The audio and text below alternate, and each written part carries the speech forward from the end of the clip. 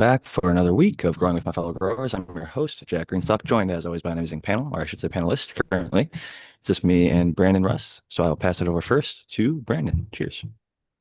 Cheers. Been a little bit. I've been crazy busy lately, so I haven't been on as much, but good to be here. If anybody who's new and doesn't know who I am, my name's Brandon Russ. You can find me on Instagram at Russ.Brandon. You can also find my YouTube channel at Full Crop Sciences. I changed the name from Bokashi Earthworks to Full Crop with one L, FUL, like in fulvic acid. Full Crop Sciences. Good stuff. Well, cheers to that and cheers to Full Crop, FUL, crop like a crop, CROP, and sciences, as we know. But a lot of good products over there, and I've had a good time so far using them. And I'm sure many others out there have been able to try them as well. But if you haven't, maybe check out Brandon's products and website. And I had something I wanted to talk about a little bit today because I saw, unfortunately, this week on X, a grower from the UK, and I'm not going to name names because I don't want to give them any more negative exposure potentially. But and I'm sure a lot of people are potentially going to support this person if they can find the page or whatever. But one of the gromies with like a relatively what I would consider like a typical home grow setup, uh, unfortunately had their home broken into by like four armed individuals, and they were wielding like machetes and like big metal, rods and all sorts of other things. So they beat him up pretty bad, cut him up pretty bad, stole all his stuff, and left him basically bleeding and very badly injured. Had to go to the hospital. Since then, has lost his. He's homeless now. He doesn't have a place to live anymore. He got basically encouraged to leave, or not necessarily kicked out, but he's even potentially even facing charges for cultivation, which is just crazy to think about. But it's a reminder that when we talk about IPM, integrated pest management, Spartan grown, absolutely many times, and he's going to be here but in about 40, 45 minutes, he said. He's just running a bit behind, which is totally understandable. He's does a lot of shows and gives tons and tons of hours. So I never expect everybody to be on time or even here every time, but going to be happy to see him about 45.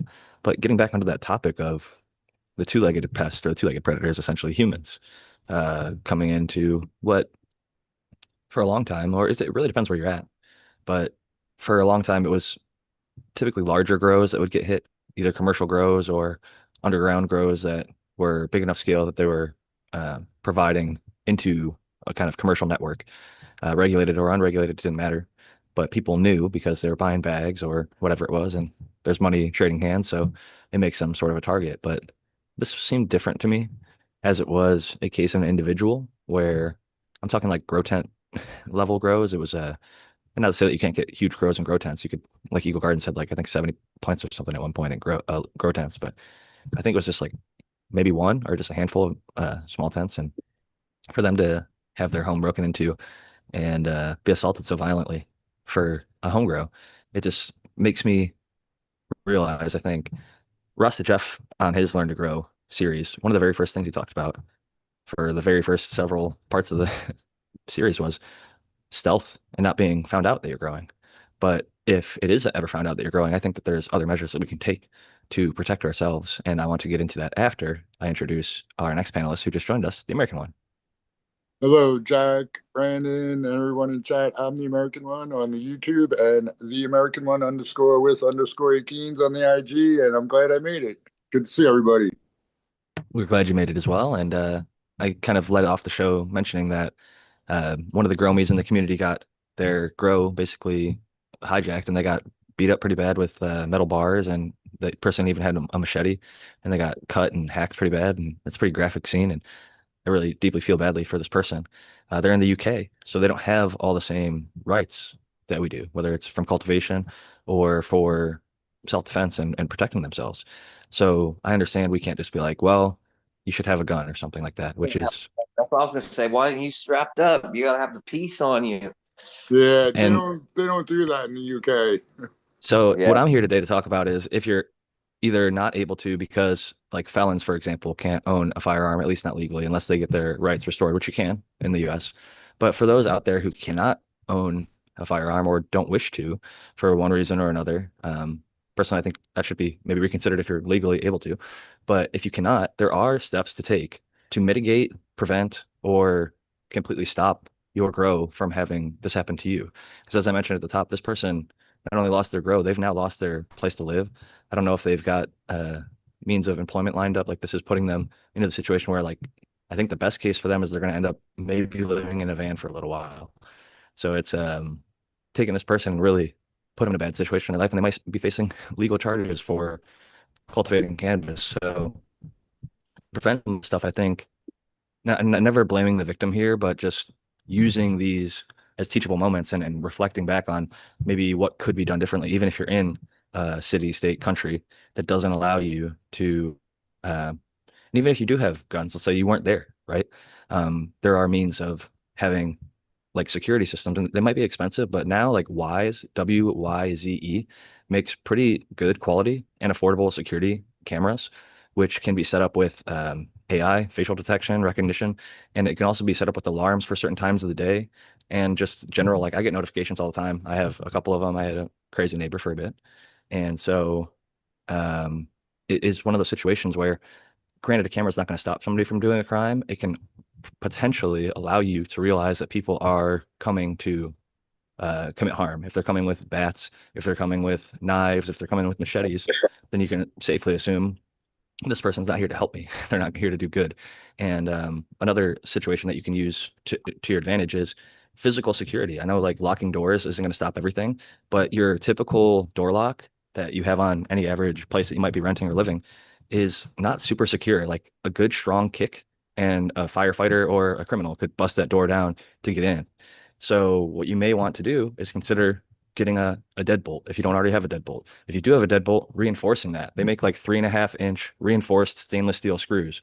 Those screws are much stronger. You can get a thicker strike plate on your door. So instead of one kick, two kick, your door's open, it might take them 40 kicks. I've seen them use battering rams trying to open up these doors instead of a hollow door, solid door or even a steel door. Security doors, they make these even like mesh screen doors that are metal. And granted, it might look a little bit like, oh, they're putting all this high security up. A lot of people, even in like nice areas, have those just let airflow into their house during, nice times of the year or whatever. So I think we shouldn't ever underestimate the amount of personal responsibility and accountability that comes with um, setting up our own security, whether it's neighborhood, being friends with your neighbors, neighborhood watch type groups, whether it's motion lights is another thing. Most criminals don't like to be, in bright, well-lit areas. So if they come up to your door and a light pops on and there's a camera right there, right above them, and you have something that says security system 24-hour monitoring, they're much less likely to want to continue forward. It's not going to stop all of them, but it will prevent a decent amount. And it's easy to think, well, I don't have the money for this, but it's like it could potentially put you in a situation where you're out on the streets now in this individual's case. And again, I'm not blaming this individual. It's just the harsh realities of the situation. You might be in a country that doesn't have good cannabis laws, and that makes you now part of the underground and whatever it is, criminal enterprises and organizations. So there are people looking to come after you because if there's any money to be made, which there probably is, or even if you're just trying to save yourself money and not buy it somewhere, they're going to take that shit and try and sell it on the street for high dollar amounts because it's not widely available like it is here. And so, with that said, I'm curious if Brandon Rust has any thoughts on personal security or just general how to avoid having your spots get hit or being aware of, best practices to potentially mitigate or prevent these types of situations from happening to our fellow Gromies out there. Do things that could potentially make yourself a target, but always be prepared. Also, you should probably have weapons, but wherever you're at. I'm an advocate of firearms, even though I'm not allowed to own them. Uh, but yeah, I don't know, man. I know there's a story about when my dad he was growing some weed in his backyard, and I don't know, these guys jumped over the fence to steal the weed, and he confronted them, and they beat him with a baseball bat and broke a couple of his ribs. But my dad went and got a couple homies and went and rolled that fool up and found one of the dudes anyway, kicked his door in and then pulled the guy through a plate glass window, and the glass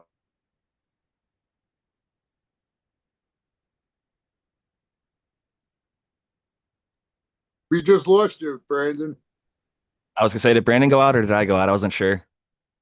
I heard plate glass window was the last thing there. It sounds like we're gonna get into Yeah, some old school payback you there. or like here's another good example. There's been I know 3 or 4 instances for sure. I know of 3, but I'm sure there's been more instances out here in Oklahoma where somebody went in to go rob a dispensary and the fucking bud tenders were strapped and they fucking got shot and killed. And in 2 of the instances that happened, the getaway driver ended up being charged with murder because somebody was killed during a crime that he was involved in. And that's how it stacks up. Texas is the same way.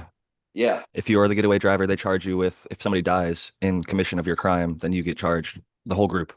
That's part of it is charged. Yeah. So it's like you got to be, weed ain't worth it. You know what I mean? Like to anybody who's like trying to rob somebody for weed, the potential for what could potentially happen isn't worth fucking weed. Weed is ain't worth nothing anymore. You know what I mean? Like it's not like it's not like anybody's getting fucking $5 grand a pound no more. You know what I mean? It's Not like, even close. it's like going into a place and stealing a bunch of fucking big screen TVs or some shit. You know what I mean? It's like bows aren't that fucking expensive now. You could find them shits for $350. If you're in the right place. But the sad thing is, unfortunately, some people are hard off enough that $350 is enough for them to kill or rob over. You know what I'm saying? I Well, was I gonna guess say, Like that's what really blew my mind about the situation is it's a home grow. And like the buds looked like they were in week 5. And unless they're like anticipating that this person was delaying their posts in effort to not have their crop jacked, and just but I don't know. I really don't know. And I was gonna mention get a big dog, and if you got a big enough one, they'll take care of them. If you got one that ain't big enough, at any least dog, you'll know that dog will start barking, and any yeah, dog, because even a Chihuahua, they're right. yappy. And again, just like I said earlier, they don't want to be seen. They don't want to be filmed. They also don't want to have a difficult thing. So if they start hearing dogs barking, that usually means somebody's going to hear us. And then Someone's also gonna that wake dog up might with a come try baseball and bite bat me. or baseball bat or a gun while the dog's That was the barking. other Hit thing. your weapons, yeah. You can't have a gun, but you can have maybe, I know in Canada you can't have pepper spray. So, but I will say, bear. in Canada, you can at least own guns for like hunting. And I got a question. I'd rather be What judged by 12 than carried by 6. And if I'm in Canada and I can own a hunting shotgun, then my hunting shotgun can potentially defend myself and my life and my home, even though I might not legally be allowed, depending on your government or whatever who Yeah, says.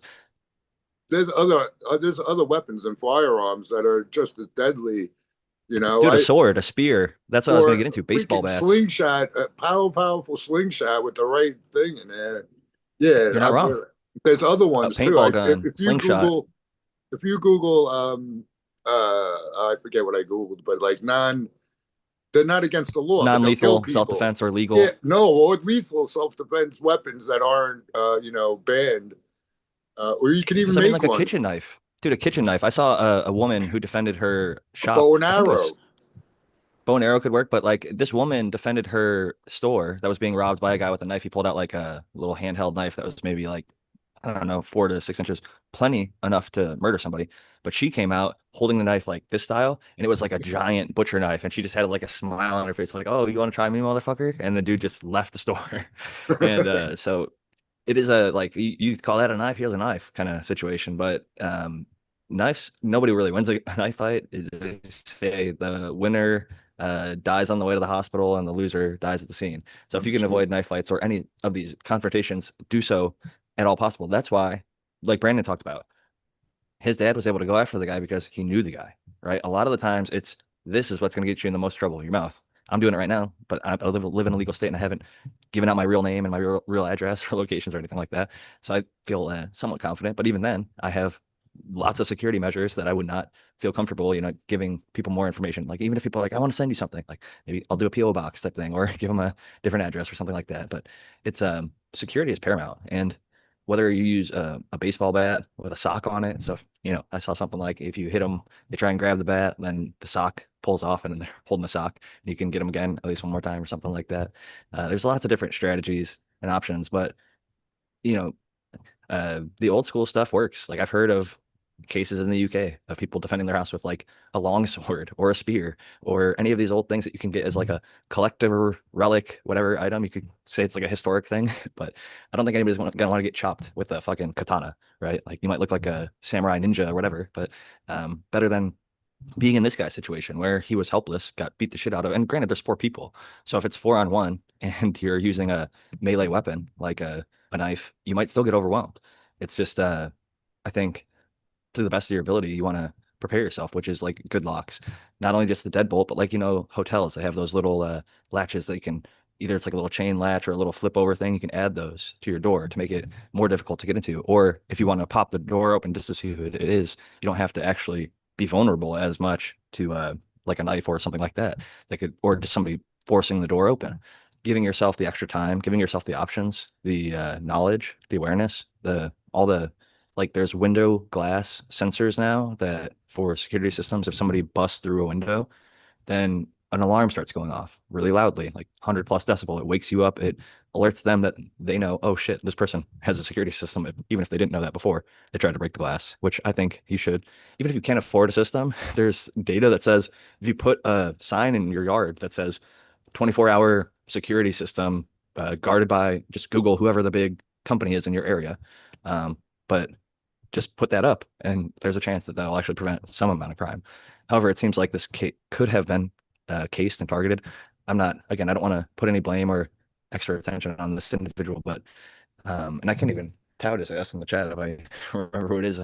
I can't even actually find the freaking thing because it was on X and I'm not sure if I followed it. I'll have to go through my likes or whatever, but I wanted to make it more of a general statement because, like I said, Rasta Jeff talked about this years ago on his Learn to Grow or Start to Get Growing podcast, the Grow from Your Heart podcast. He had like a series that I think he edited several small episodes together into like 3-hour episodes that were like a full, this is how you can grow from no experience to running your a commercial grow essentially.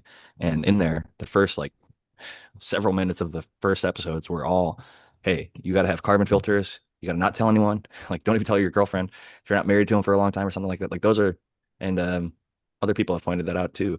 That Ed Rosenthal, I think, has often pointed out, like the ex-girlfriend or ex-partner that got cheated or screwed around. Like, being a good person is one of the best ways. And again, never blaming the victim, but like trying not to screw anybody over in your life so that you have less of these targets on your back for people. But it could just be completely, there are vicious, malicious criminals out there that do have organized crime and just go around like a band of robbers and bust into people's homes and steal valuable shit, whether it's cannabis or shoes or diamonds or whatever. It could even be firearms in the case of the U.S.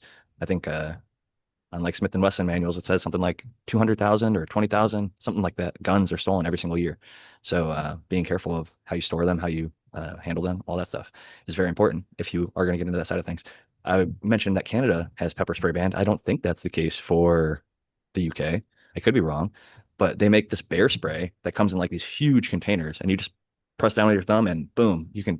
If it was 4 guys, 10 guys, it wouldn't matter. They'd all be blinded and having a hard time breathing. So that gives you a huge leg up versus trying to fend off 4 armed robbers with nothing. And so it might seem a little bit extreme or crazy, or Jack, we're not even talking about growing. Well, this is grow related, and you might not be able to grow if, in this person's case, like they were shutting it down. They're like, I have to quit. I've just been robbed. Like all my equipment's been damaged or broken. And even after, like, I think when they made a police report, the police came and tossed the place and damaged even more of whatever equipment was left. So tough times in the UK. I don't want to get into the politics of it all, but yeah, I mean, it's a difficult situation. And I think one of the main reminders is be very careful who you trust and talk to and tell about all this, especially if you have a partner who's maybe, they say loose lips sink ships. And that can be the case with a grow. If you want to continue to do this safely for years and years, being aware of who you make aware of what you're doing. Because especially in a situation like the UK where it's not fully legal yet, I don't even think it's any legal. I think they have some level of medical, but they don't have the same freedoms that we have here in the States or in Canada. So with that in mind, I think, yeah, they had machetes. You can buy a machete as well, usually. I think they're trying to ban even knives in the UK if they have like writing on them. I saw some zombie knife thing, but I don't even know if that went through. But the weird thing to me about that was if it didn't have like lettering written on it, then you could still get it, even if like, because chefs have to have knives serrated or straight. So you could get a chef's knife and whatever your means of defending your grow. I feel like we are a peaceful community, but you have to be able to stand up for and defend yourself. You can't just be a victim or a target. Those little crossbow, like pistol looking gun arrows. Are they legal? Like, I don't know that much, but I know those things could be really hurtful to people if you get one. A real crossbow, there's like these little mini ones that you can barely even shoot through like paper or something now. Like you can shoot at a cardboard box for fun or something if you're a kid. Like it might even be like driven by. There's a guy in Germany actually who makes some really crazy ass. Because I'm pretty sure they have pretty strict gun laws over there. But he makes some really cool like cross bolts and things like that where he uses rubber bands or even like slingshot kind of rubber bands and like cranks to get him like he'll use like 30 of these bands or whatever. So it's shooting like 1,000+ feet per second and projectiles that are like a solid arrow or whatever. But yeah, it's You know, the other not question, a unheard sorry, of thing that somebody's cannabis grow is broken into or attempted to, or somebody gets robbed or assaulted or, I've been robbed. I got robbed once. Yeah, even if the people you think are your friends, you don't know, and your friends might talk, like Jack was saying, if they got loose lips, they tell people that, they don't know very well. And then the next thing you know, someone's cracking down your door and taking your shit. But I was going to ask about the pepper spray. What if you make your own pepper spray? Because you could go get some cayenne pepper and shit. You could really make a potent spray yourself. Is that considered illegal where pepper spray is illegal? it Or, probably is illegal okay. because pepper spray is regulated. It can only be like, I want to say like 4% major capsaicinoids. I know that there's one out there. It's called POM, POM, like peace of mind. And they have like 10% oleo resin, which is like some of the other spicy elements. And then they have like the four, whatever the maximum amount of major capsaicinoids is legally. I carry one on my keychain every single day just because like, although we do have guns, like there's a guy, active self-protection, who says between a harsh word and a gun, I'd rather pepper spray somebody than have to shoot him. So if there's not something that requires lethal force, then even like a pen can stab like not stab somebody, but like jab them with it to get them the fuck off you. It could be a bong. I saw actually a guy who used one of these to defend his shop. It was a smoke shop, and this dude came in with pepper spray, and he starts bear spraying the guy, and like he covers up his face, and then he pulls out a big bong and he starts swinging it at him, and he fends off like three or four grown men with just a glass. The thing that I just referenced, the guy John Correa, he has a channel called Active Self Protection, and but he also uses the term ASP, that little abbreviation for attitude, skills, and plan. And he often mentions sometimes attitude is just enough to win the day, like it's enough to help you survive. And in that guy's case, like who knows what would have happened if they would have pepper sprayed him and got in and maybe handcuffed him, held him hostage, probably stolen everything in the store, maybe done terrible things to him and the female that was working there. So his courage and quick thoughts were able to save him in that situation. He didn't necessarily have the best tools, or maybe even skills or training, but he had enough attitude to win and survive and go on to live to toke another day and, pop another seed, do another pheno hunt. Because what we really are about is peacefully gardening. But there is old sentiments, and some of them are religious and others aren't, but about like the warrior in a garden, being that person who you don't necessarily want to commit violence or act violently, but you have the potential or capability to defend yourself with force because sadly, there are people out there that will come and take it from you. And not just take your plants. In this guy's case, they almost took his life. They attacked him with machetes, metal bars. I mean, he got beaten up badly. Like there are photos, and I won't show it because it's graphic, but this guy got really, really messed up. And I feel terrible seeing it. I put myself in his position. I put myself in his shoes. What if I was born in the UK, grew up in the UK, wanted to smoke weed, started growing some myself, and was just part of the community doing my thing, and all of a sudden, boom, one day your door gets fucking kicked in, and it's not the police. Fucking, he probably would have preferred it just to be the police at that point, because he would have just gone to jail or whatever, and maybe gotten roughly handled by the cops at the bad end. Usually, it can go worse than that, but in terms of people that are willing to break into your home. You never know what else they might be willing to do. So I think as much as we can prevent that from happening, um, granted, it doesn't come free, but what is your life worth? Like I asked on X probably years ago at this point, what is your personal security worth or your health worth? Like, would you go into debt? I made it like a poll. I was like, would you spend all of your money to keep yourself alive? Would you go into debt? How much debt would you go into? Like there has to be some point.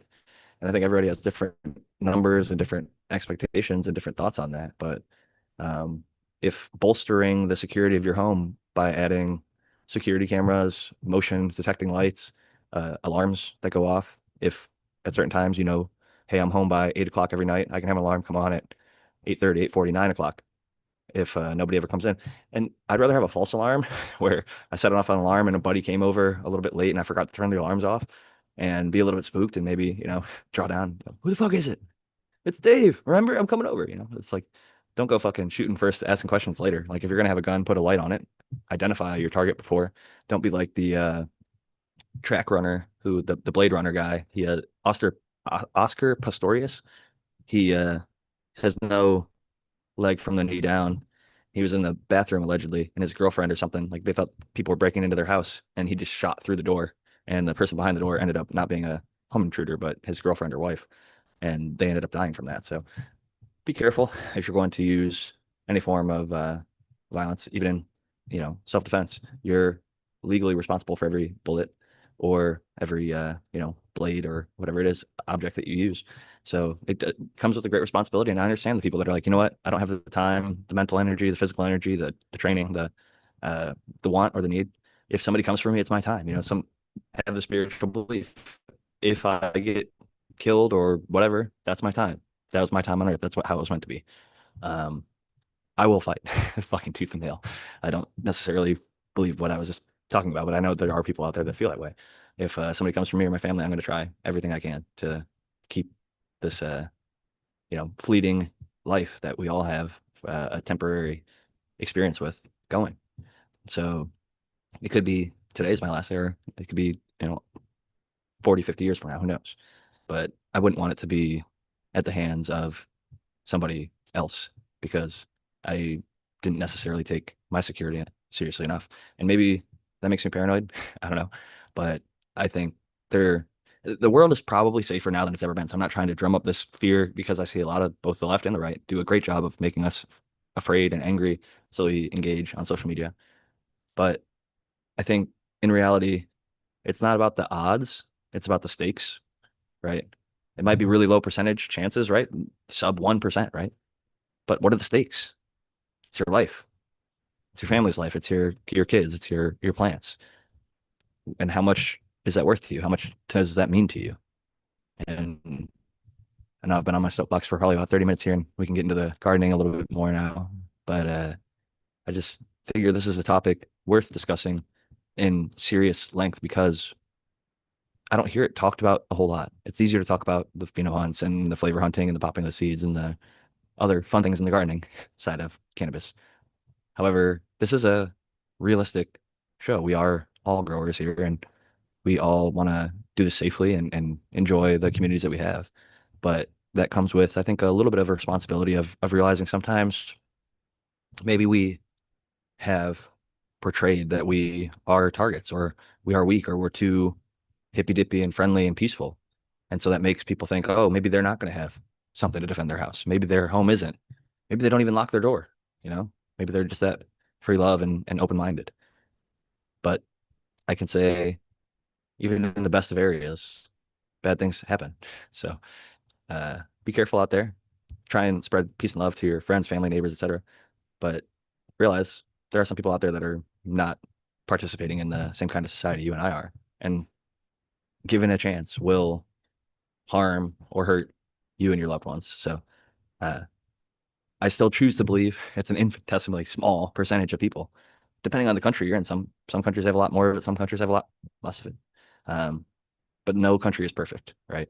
So we all have our issues, and we just gotta, fight for what's ours moving forward, our rights and our property, and the things that we've worked to end up acquiring. So with that, I'll get off my soapbox and say cheers to the people in the chat, Test Nugs, Marcus Green Thumb. I know Marcus has beautiful kids to defend. I know he's out there doing the jujitsu and learning that hand-to-hand combat. So that's good skills to have. Is a always you always got your hands on you. So if you learn skills, wrestling, jiu-jitsu, boxing, kickboxing, I think those are good skills to have on you as well. So APM, Rolling Smoke, lots of good people. Lone Star Larf, abolished, and Nunchucking, bow staffing, ninja star chucking, axe throwing. you never know. If you work really at anything, like I saw a guy who's really good with nunchucks, and I would not want to mess with him. Like he would fuck you up with those things. So it's just like you said, a bow staff. It looks kind of silly, like a big piece of wood or whatever. But you see somebody start whipping one of those things around, you start hearing the wind coming off of it, and you let them maybe tap you with it once at like 50%. You're like, oh shit, they hit me with it 100%, and instead of being on your arm or your leg, they put it on your head. You'd be in a bad spot. So interesting stuff. But going from the warrior to the garden, I'm curious, Brandon, since it's been a little while since you've been on, how's the personal garden? I know it was huge the last time you came on, and you've even been able to use a little bit of it in some of the plugs for your products and things like that, and rightfully so. I mean, you are using them and you are getting great results. So maybe some updates on how things are going over there. Everything's going, moving along. I've started harvesting plants that I pollinated early in the season. So I got some stuff coming down the pipeline. And yeah, I don't know, a couple more weeks and I'll start pretty much harvesting everything and you know what we got. I'm doing some selection work on the Blueberry Train Mac F3s. So I've got everything running indoor, outdoor. I'm doing another run back of the ones indoor. I'm just looking through, hunting through stuff, looking at stuff, seeing what's good, doing my thing. Anything standing out in the early hunt? Well, I haven't been posting like a lot of any of the weed stuff on IG because my fucking account got hit like 3 times in a row, man. I got suspended, and I mean, I was able to get it back, but it's just pain in the ass. And so I just I started up instead of doing lives on IG, I started doing them on YouTube and stuff, and I don't know, I've been just taking a different approach to the social media content because I mean I have to use it for because I have a business and stuff, so I have to promote my product. Excuse me, all that other stuff. So just working on all that stuff. I totally understand that. And to be honest, I stopped posting on Instagram probably, I don't know, anybody who can go check my Instagram and tell you, but it feels like at least a year. And even before then, I started slowing down dramatically. And some of the stuff I posted was just like, oh, I've got a seed sale or something on my website. Or I was on a podcast and I posted a snippet of that. Or my carnivorous plants is my most recent post on June 27th this year. But before that, it was February 5th, which was a repost of a podcast I went on. Shout out to Mr. Wolf Grows. I was on his show, The Way We Grow. And then before that, it was June 19th, 2023 is my last actual weed post, which is some Velvet Punch F3 that I harvested. And with all that being said, screw Instagram and Meta and all their sensory or censorship bullshit. But I will say, we're here on YouTube, which has its own issues at times, but at least they're letting us do this for like 6 years running. As I fixed the title, I was at putting like 230. We were on 330. We're on 331. And I want to welcome back Spartan Grown, who just arrived. Cheers, Spartan. Thanks, Jack. I was a little late, but I still made it here. I will listen to some of the show, a little bit of the show at the beginning of the show, but I haven't seen probably the last. I don't know what you guys are talking about the last 15 minutes or so. I was kind of still on my soapbox talking about the making sure you're defending your grow from the two-legged predators and human pests, and some of the ways that you can do that, whether it's passive like security cameras, motion lights, and alarms and things like that, or more active in the terms of like a baseball bat, pepper spray, machete, large kitchen knives, hell, even scissors are. People would be very surprised how effective those are as a tool in terms of defending yourself or protecting stuff. So, You know, what's as effective? Just walking away and living the next day and building up the same thing you just built. You don't have to fight for some plants when you already have seeds. I don't know. I don't think this guy had a I'm not choice. gonna I think go they just over. came in and started beating on him with. Oh, well, that's a little different. I mean, I'd obviously try to defend myself at that point. Yeah, it was like hey, we're here and we're just gonna commit violence against you, and not even it wasn't like a hey, we're gonna take your plants and type situation. Like the person described for they're in the UK and four people just busted into their house with machetes and metal bars and basically beat the hell out of them and took their plants and left them pretty bloodied up. Well, I mean, that's just violence. So it's the way to protect yourself against that is just like any violence. It's not, just because However, of cannabis. Oh, I don't blame the cannabis at all. It's just it's a reality of our situation that some people see the value in it and they will use violence to take advantage of vulnerable individuals within our space. And I know blind people that grow. I know women that grow. I know young people and old people. I know people of all genders and backgrounds and ethnicities, et cetera. Like people from all groups and all over the world. I just think that everybody has different beliefs on, like I said, some people say if somebody comes and kills me in my house while I'm growing, then that's like God's plan. And that's when I was supposed to go. And I'm somewhere more in between of like, I'm going to try and, if I can, defend myself or protect myself actively, passively, and all the things in between. And just sort of a lesson reflecting back on like Rasta Jeff's teachings and some of his early grow from your heart podcast of just not being super chatty necessarily with maybe likely nefarious crowds. Like if you know somebody to be shady, maybe don't tell that person. Or if you know somebody is friends with shady people, don't tell those people. But if you are like hanging with Spartan Grown and anything grows and me and Brandon and Tao, you can tell us. You can tell anybody in this community. We're not going to come around fucking with anybody. We've got our own stuff. But there are people out there that probably even try potentially this show has been targeted. We've been around for 6 years and we're all in the grow space. I'm sure at least somebody who's been in or out has been targeted at one point or another. I've gotten death threats from being in this space at least one time from somebody in the cannabis community, which I just over disagreeing about the origin of Cinderella 99. And so the world's not a perfect place. And nor is the cannabis community. Everybody has shit that we can work on. And I think that and not denouncing violence is obviously like the right move. And, I think that it should be the last resort. I only think it's ever warranted when you're defending yourself at the very, like, and like Spartan said, if somebody was just coming into my house and I had a back door, I could run out and they were just going to take my plants or something like that. And I could get my dog or whatever and get the fuck out of there. If that was a possibility, I'd probably take that approach. If you have the option to avoid the violence or avoid the fight, like a lot of people even taking away weapons, fist fights over a girl or over a spot in line or over a parking spot or over getting cut off in traffic. I'll always check my ego and say, you know what? My wife might laugh at me or, make a joke or somebody might be like, you let that guy punk you or play you or whatever. Yeah, I live to walk away. I live to toke another day. I live to do another one of these podcasts with my homies that I love actually hanging out with versus some asshole that I'm never going to see again on the road. No, It's like my leave response them to be. that, yeah, my response to that is no, I didn't allow another person to control me, to control my actions. I didn't let them affect me. By reacting to that, you're letting them control you and your actions. Fuck that. I'm not letting anybody take control over me. I'm going to try to stay in control as best as possible. Yeah, That's a great way to look at it. There's some don't put great yourself quote about into that. Like if you a let worse somebody, situation. Yeah, you're not gonna. What are you gonna do when you beat someone's ass or whatever, and then the cops come, and then now you're doing jail time for something that originally was, they were the criminal, and you were just trying to defend yourself or something. Then you're sitting in jail because you got hot-headed and went overboard or something. I've seen it so many times. It's so much easier just that to. happened to one of my wife's best friends.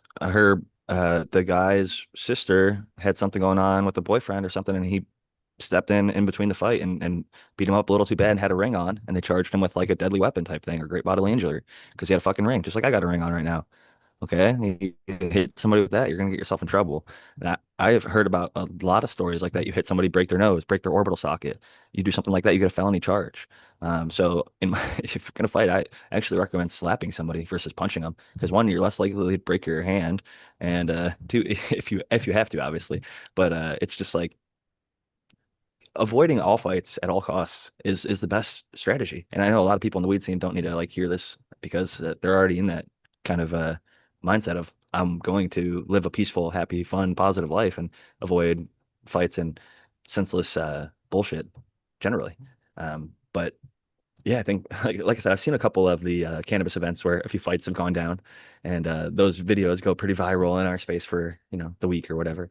But I'd say more often than not, you don't see it at our events. So I'm happy to say that the vast majority of what we do in our scene, and even in general society, I would say, like I live in general society, and I go out every day, and I see very little, mass serious crime. Maybe I'm just in a bubble or whatever and live in a great spot, but I think generally, like in 2025, like it's a better society than maybe 1925 or 1825, or go back, pick a year, and probably lower crime now.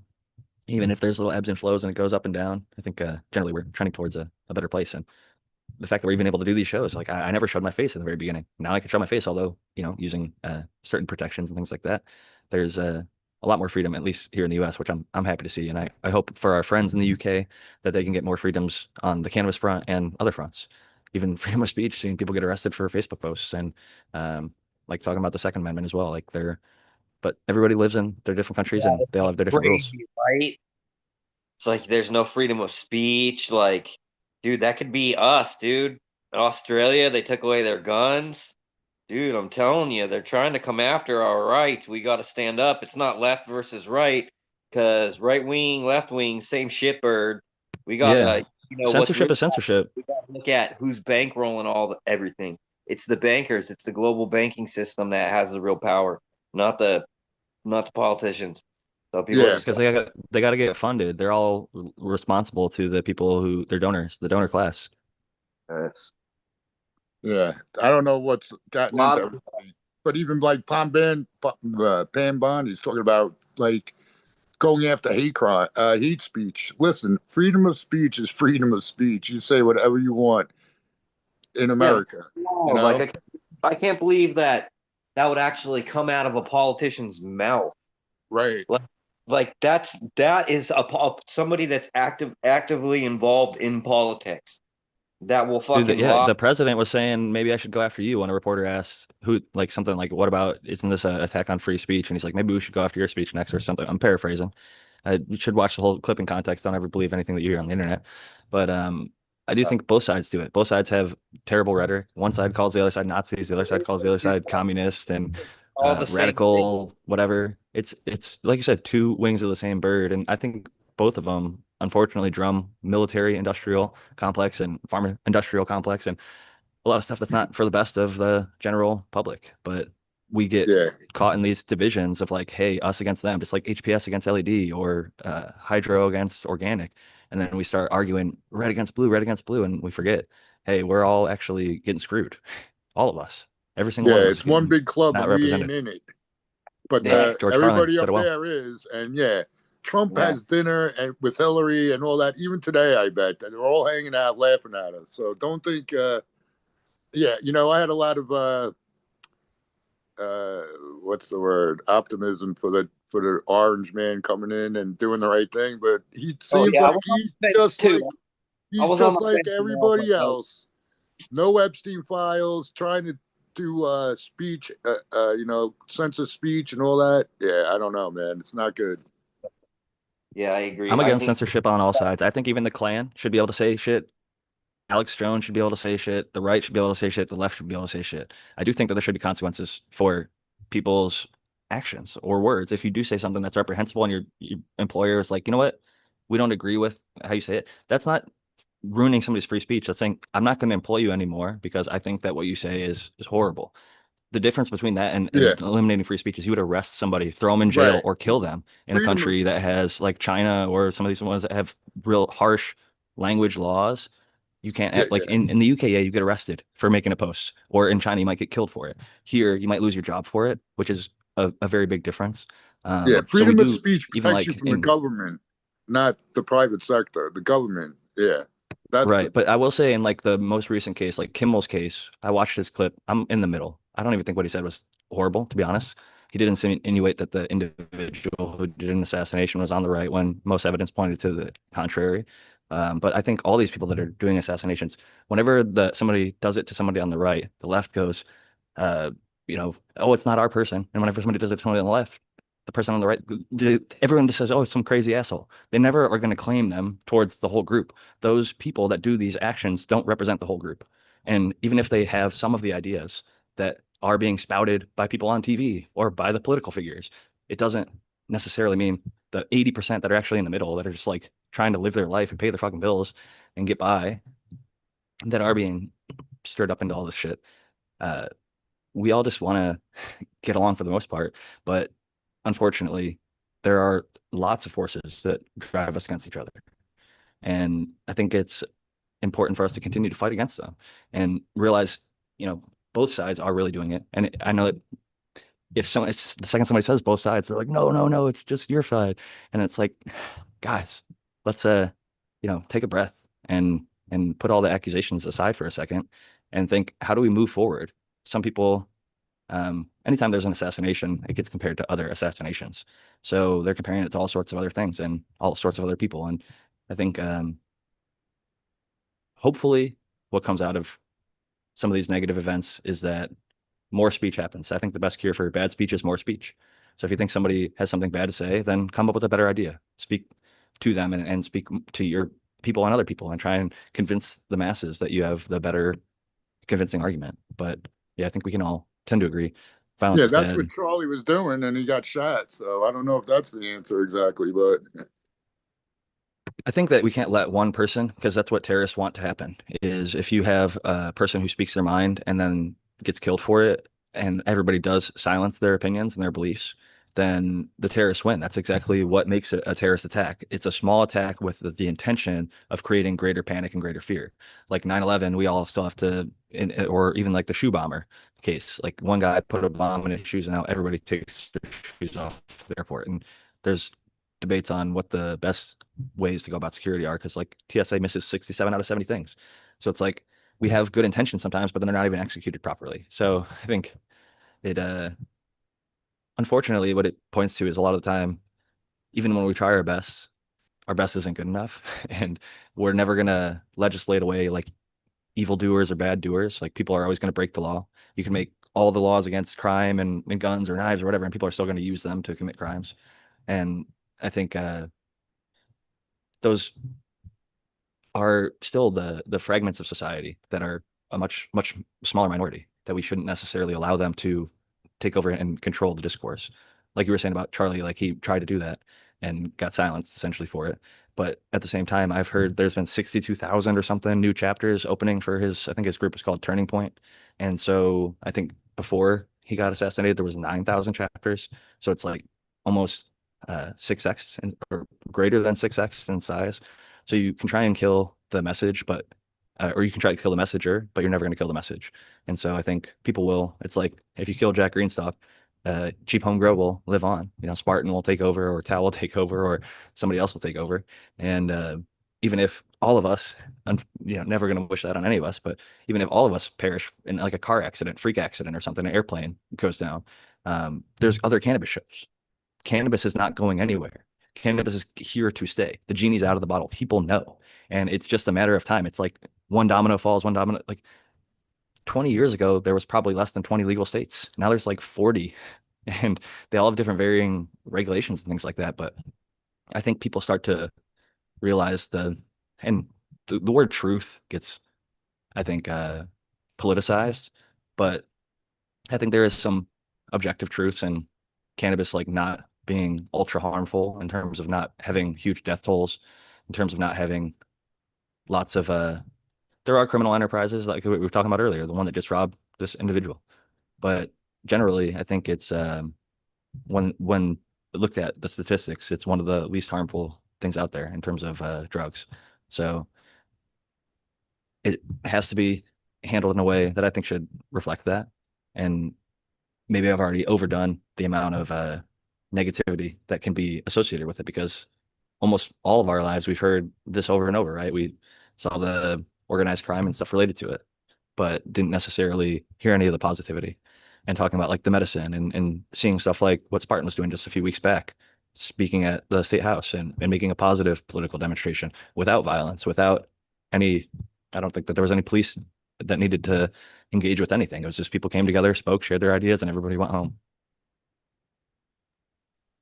Yeah, I mean, man, it's just like to me, and this is gonna sound probably, I don't know how it's gonna sound, but for me, like just the whole thing to me, like you're talking about the Charlie Kirk assassination, like I didn't even know who the guy was because that's how plugged in I am to that stuff. It's like I had no idea who the guy even was, but at the same time, it was like shocking in the to me, not only for the event to be shocking, but I literally was doing the exact same thing that he was doing, like days, you know what I mean, before that.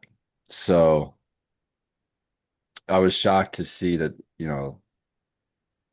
that we have a freedom in this country for sure. And we have free speech and everything like that. But there's also the freedom for people that are unwell that think that they can go and take lives. That's scary, but isn't going to make I can't live in fear because of it. I can't change the way that I live because of that.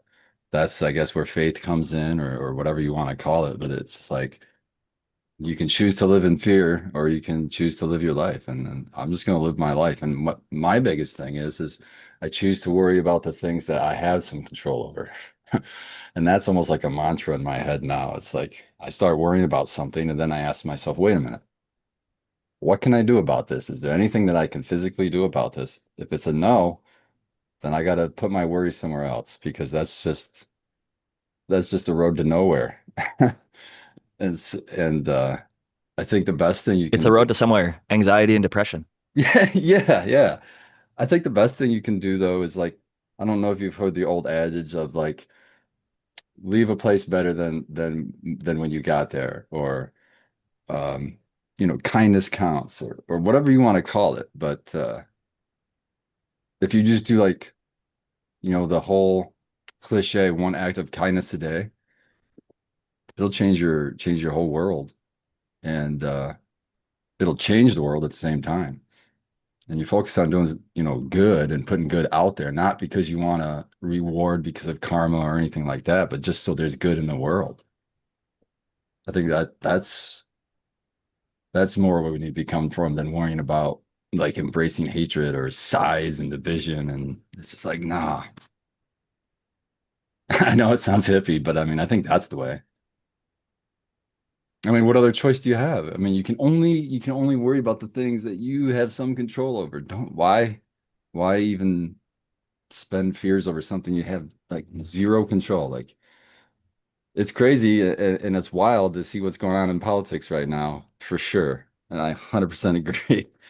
But at the same time, all I can do is throw a vote, and that's only every 4 years, and just watch the shit show until then. But I'm not going to lose sleep over it. You could go every 2 years. There's more than just the president that we can vote for, local True. and Yeah, I'm talking House. about the current shit show that everybody's watching. Nobody's paid attention to the current and the locals. I do vote for all of them, but the one that counts and most people vote for, if they're voting even, is what's going on on the federal level. And it's unfortunate that more of us don't vote. But the only control I have is to cast that vote, right? So I go and play the monkey. I go cast my vote, but I We don't are like the apathetic as lot a about it. group. Cannabis users, I think, generally have been beaten down and seen, like what I talked about earlier, the military industrial complex, the pharmaceutical industrial complex, et cetera, and then how much power they have and how much lobbying efforts they do. And oftentimes we feel defeated. We just say, you know what, fuck it, I'm not going to participate. I can't be blamed for whatever side. If I don't vote at all, I can't be blamed for who's in office.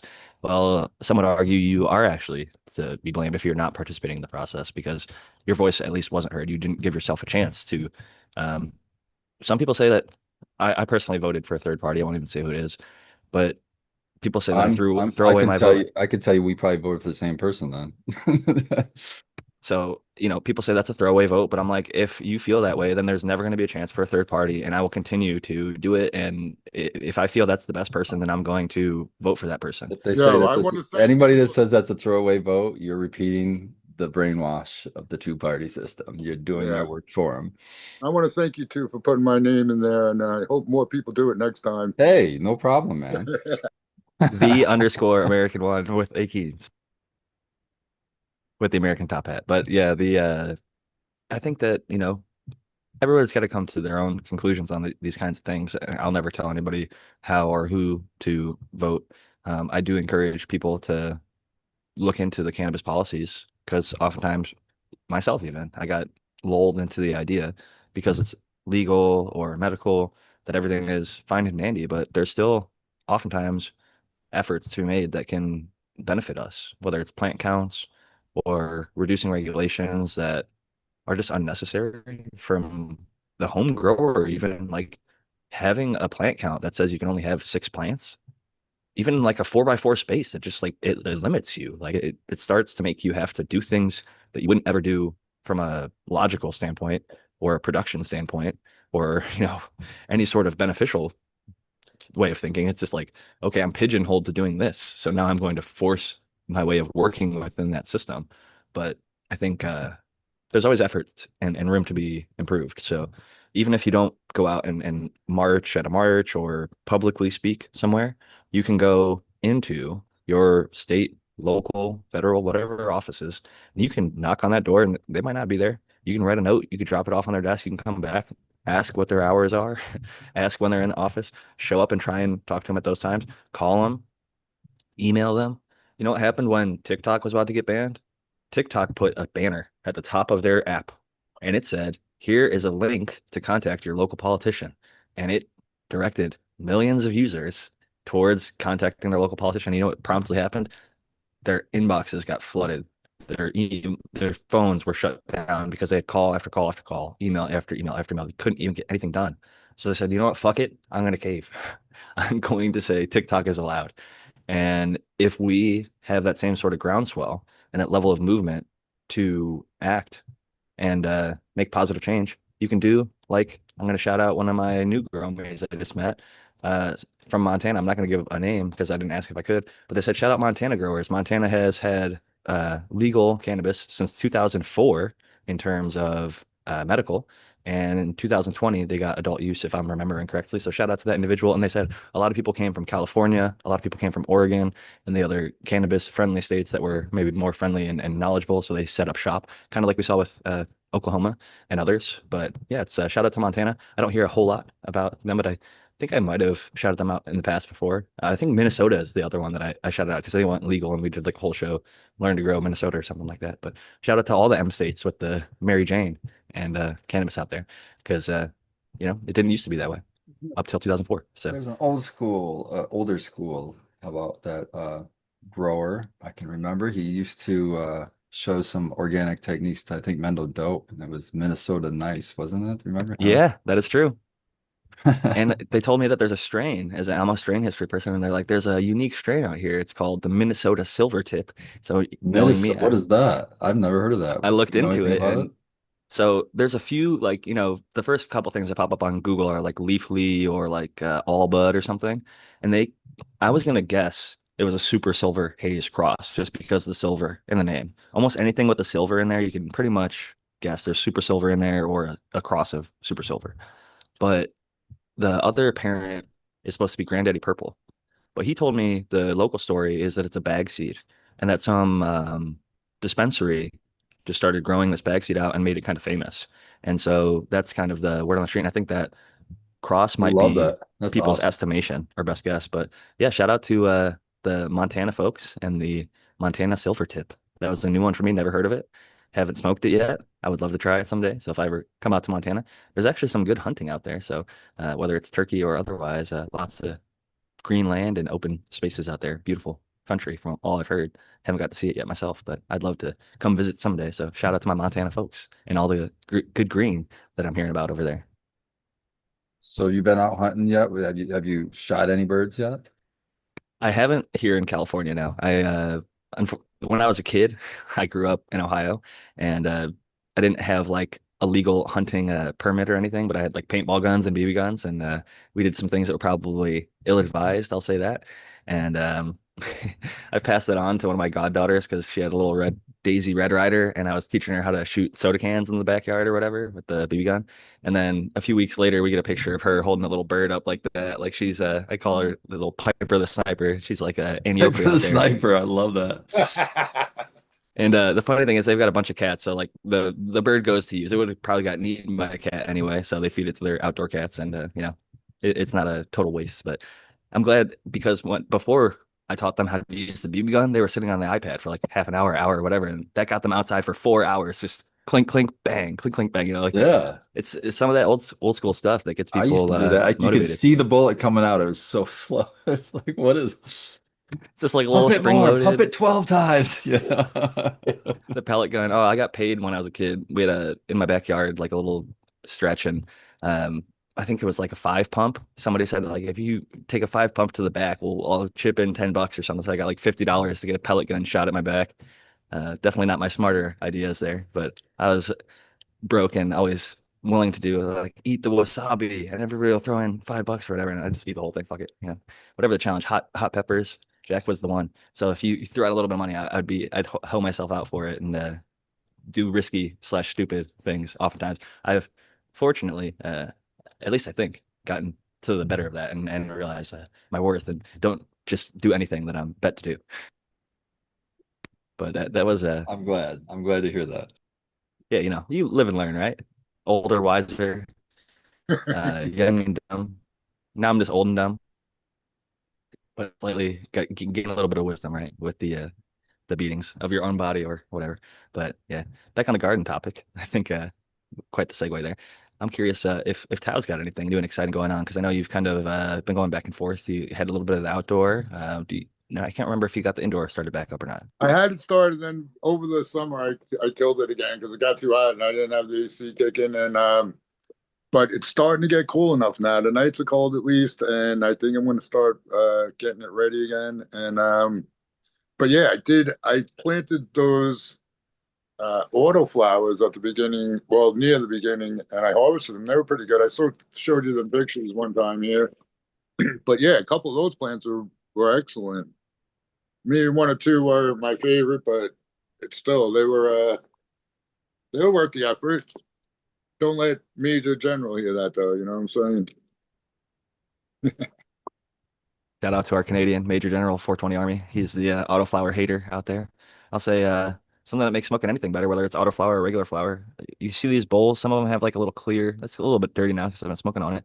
But it was completely black like a few days ago. And I took a little lighter and some Q-tips and got all that resin out of there. And man, does that make a difference in a smooth hit? Because it was probably twice the weight. I couldn't believe how I thought maybe the resin had just like coated like the outer. It was pure black and like thick, like from the bowl to the wall. And wow, it is quite the difference maker when you've got a clean bowl. I saw a magnetized one. I think it might be by Invincible. I was on X again. I've got a horrible memory for a lot of this shit, but instead of like a bowl like this where I had to like kind of like squeeze Q-tips up there and like bend it around and like get it up in there and like fucking or even like a little dental pick to like scrape out some of the resin or whatever. This invincible, or maybe it's not invincible, this magnet bowl that's like aluminum. It has magnets on it, so it just splits into two pieces, and then like the down stem or whatever, you could just Q-tip it out real easy, so alcohol it out with the over. So I'm kind of curious. Any kind of metal, even if it's an alloy, aluminum, makes me worried because like all the heavy metals that we're trying to avoid and growing, right? Like what alloy are they using? How clean? Like a lot of the stuff comes from country that starts with a C. That the production is Dang. can be the best in the world, or it could be the cheapest quality crap ever with like aluminum shavings and stuff. So it's like you could probably get a really high quality aluminum bowl that is like made to a scale that is unbelievably high quality. But the one that I'm probably seeing advertised to me on X is probably not that quality. So I'm a little bit concerned about going that route when I've got a glass one that works if I just clean it a little bit more diligently. Even other glass bowls I've had don't have this kind of uh almost like a double glass effect. Like, you got the actual bowl inside, and then there's like a hollow outer space of maybe, I don't know, 3 to 6 millimeters in there or something like that. And I will say, I do think it creates like a little bit of a cooling effect on the smoke because the smoke does fill up that chamber of the bowl. So like as I hit it now that it's clean, I'm like, oh, the bowl goes from clear to white, where before it was just always black. And so yeah, de-resonating your smoking products, whether it's your bong, like not the best example, but no, it's cleaner than many I've seen out there, especially the people that smoke those mole bowls where they mix like tobacco or whatever into their cannabis. I had some buddies in college that did that, and their bongs were like stained almost like black. They were so dirty.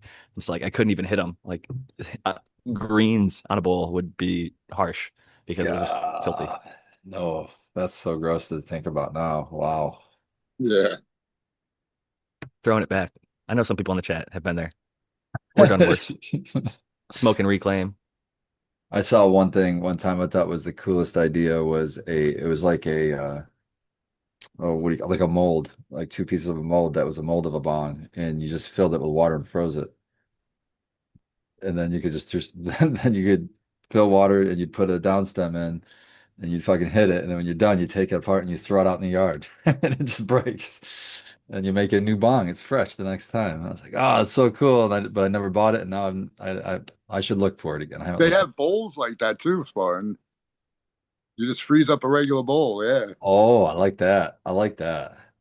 Makes it. You do the whole thing. I've even seen, and you got to do this now because I know you're up there in Michigan. You guys get snow every year when it starts snowing. I see people do snowies or snow bowls or snow bongs where they fucking make a bong like a snowman in the fucking snow, and then they poke a big hole and they make a little bowl, and then they have a big ass upper chamber and they're ripping them, and it works.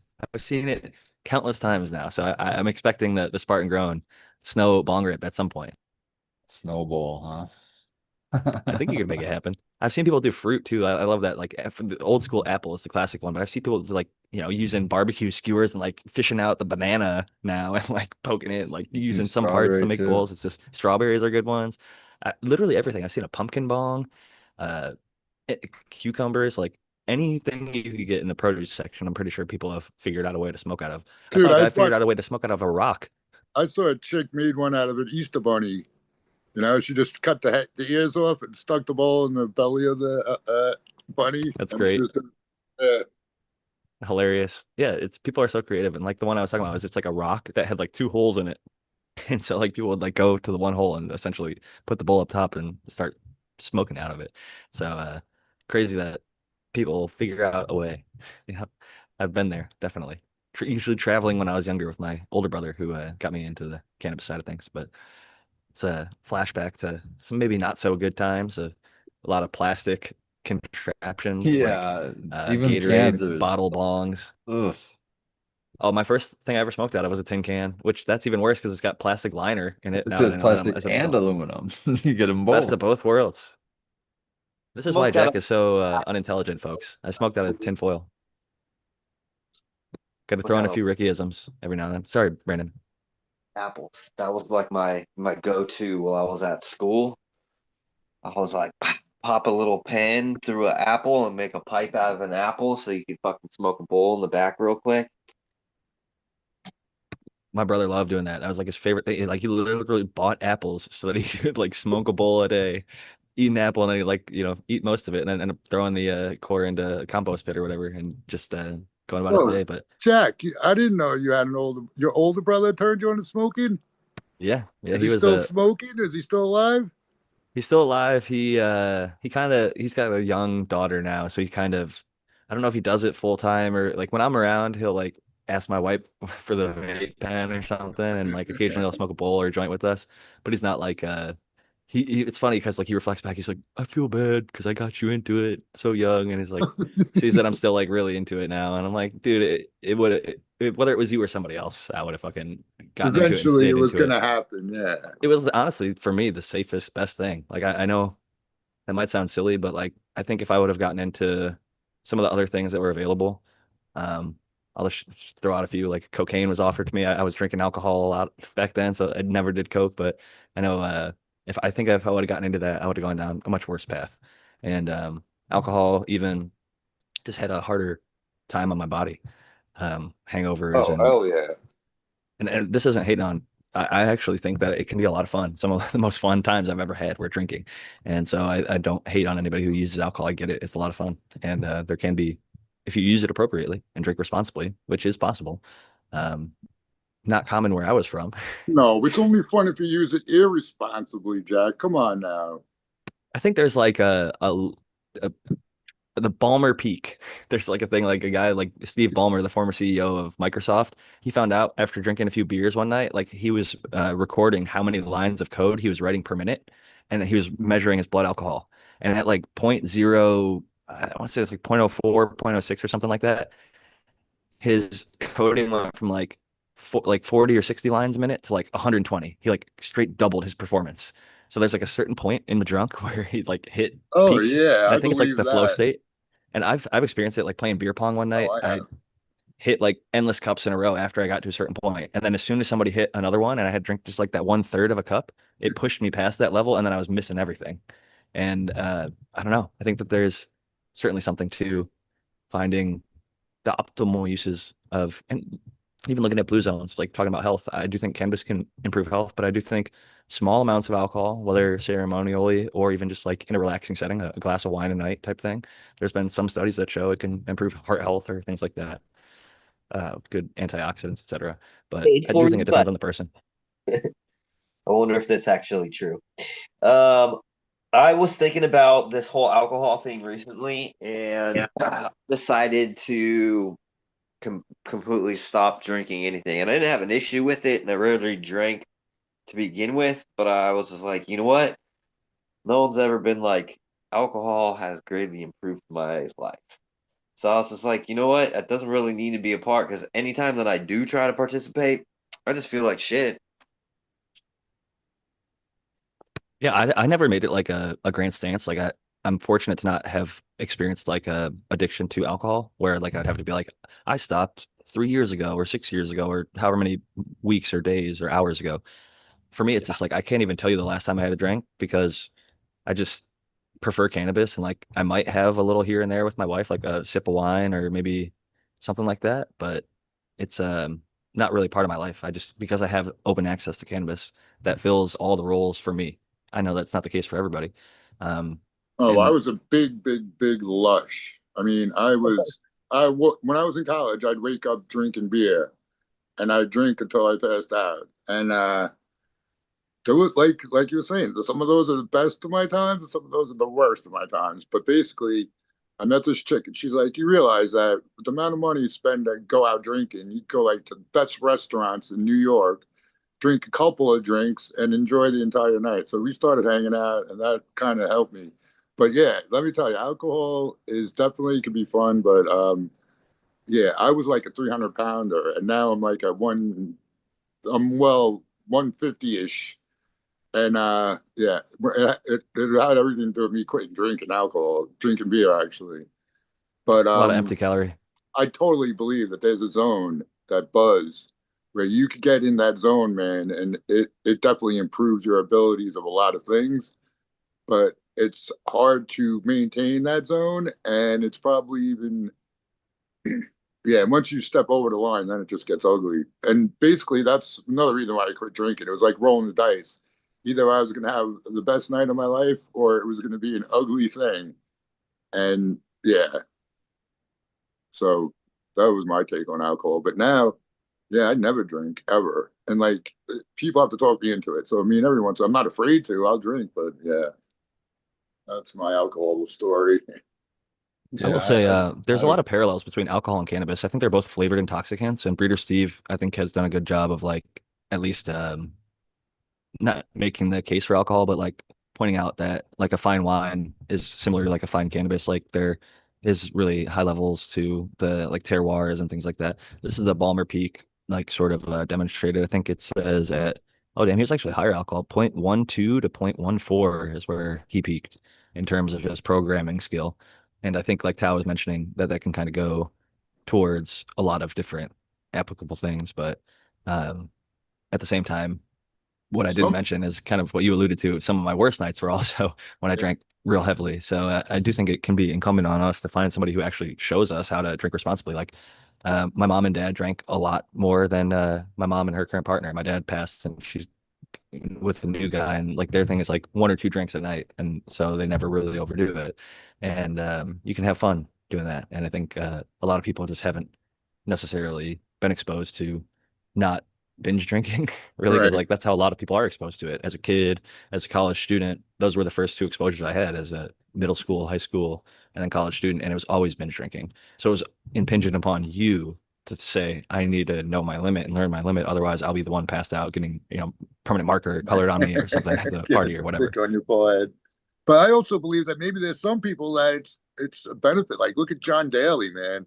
He's just an amazing specimen under the influence of alcohol. So there's something to it, you know. Well, how good would we be without it though? You might be better.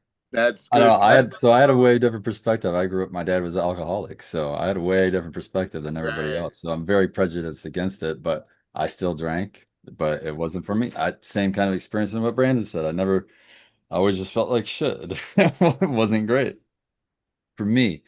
And now, if you look at more current research, you'll find that in almost every current research, alcohol is being found to be just a poison to your body, even one. So Oh, I mean, I really would look into it if you're serious about it, but I also am very prejudiced against it. So that's the kind of stuff that comes up in my feed. I I think was it's thinking, fair because that's your personal experience. You know, it'd be Yeah, I silly accept to other ignore somebody's people. anecdotal Yeah, I experience, mean, but I that expect, also lines up with a lot of research and data and evidence that if you're not an alcohol salesperson or an alcohol user, it's a lot easier to look yeah, objectively at the data and say, hey, this is causing liver failure or liver cancer at the worst end of the extremes. And on the middle, it can just be, it's a cost that's prohibitive for families that takes away from other things that could be going to college fund, could be going to whatever, food. everybody has It's different tolerances, different body chemistry. So, it's even if a study says one thing, it might not be your case either. So, and I accept that. So I don't, it's not like I won't go well, into and I had the bars and things opposite. like that. I just don't enjoy it. And it's like, even I had the alcohol events, I opposite tend to try to experience with avoid. Tao. Well, I try to avoid even I'm with you alcohol on that. events because it's like, man, you don't know what's going to pop off. It's terrible. So, yeah, I don't know. It's I'm just with not you on good. that, It's not but my I vibe. will say, and I'm also with you on that. But the thing, like Tao was talking about being like a lush or more of like a lightweight on the alcohol side of things. I unfortunately, and I always said I wished I was a lightweight when I was drinking because then it would be cheaper, right? If I was like a 2 beer person, then I could be good off 2 beers. I needed a 6 pack, and then I needed a 12 pack, and then I needed an 18 pack, and then I needed a 24 pack. So my tolerance went super high, super quick. And those were like light beer. I'm talking like, Bud Lights or, something like that. If I was drinking IPA, it's not going to be that same number. But as like a young, I was very into athletics at the time when I was drinking. For whatever reason, my body just handled large amounts of alcohol. And it's like that can get real dangerous. I do think it can have consequences. Like people get alcohol poisoning, right? That's the extreme end of things. But it's I do believe in freedom of choice. And although it doesn't work for a lot of us on the panel, because what you guys are describing is kind of exactly how I felt, just like I think being independent thinking, as long as you're not completely like I'm going to be part of the crowd and just do what everybody else, all my friends and family do. If you're like honestly evaluating like how I feel when I'm using this, like, and I'll say within that, certain alcohol made me feel better than other alcohol. Wine makes me feel different than beer, makes me feel different than vodka, makes me different than whiskey. Like whiskey, I don't know why. I have a little bit of Irish blood I found out later in life because my mom was adopted.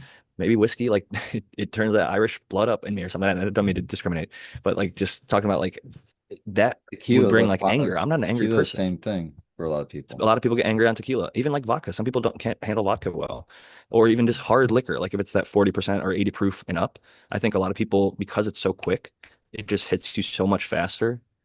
Like drinking a beer, it takes a certain amount of time. Drinking wine takes a certain amount of time, and the alcohol is so much lower. Taking a shot, you can rip three, four, five, six of them real quick, and then you're before you know it, you know, past that point that you even realized or ever hope to get to.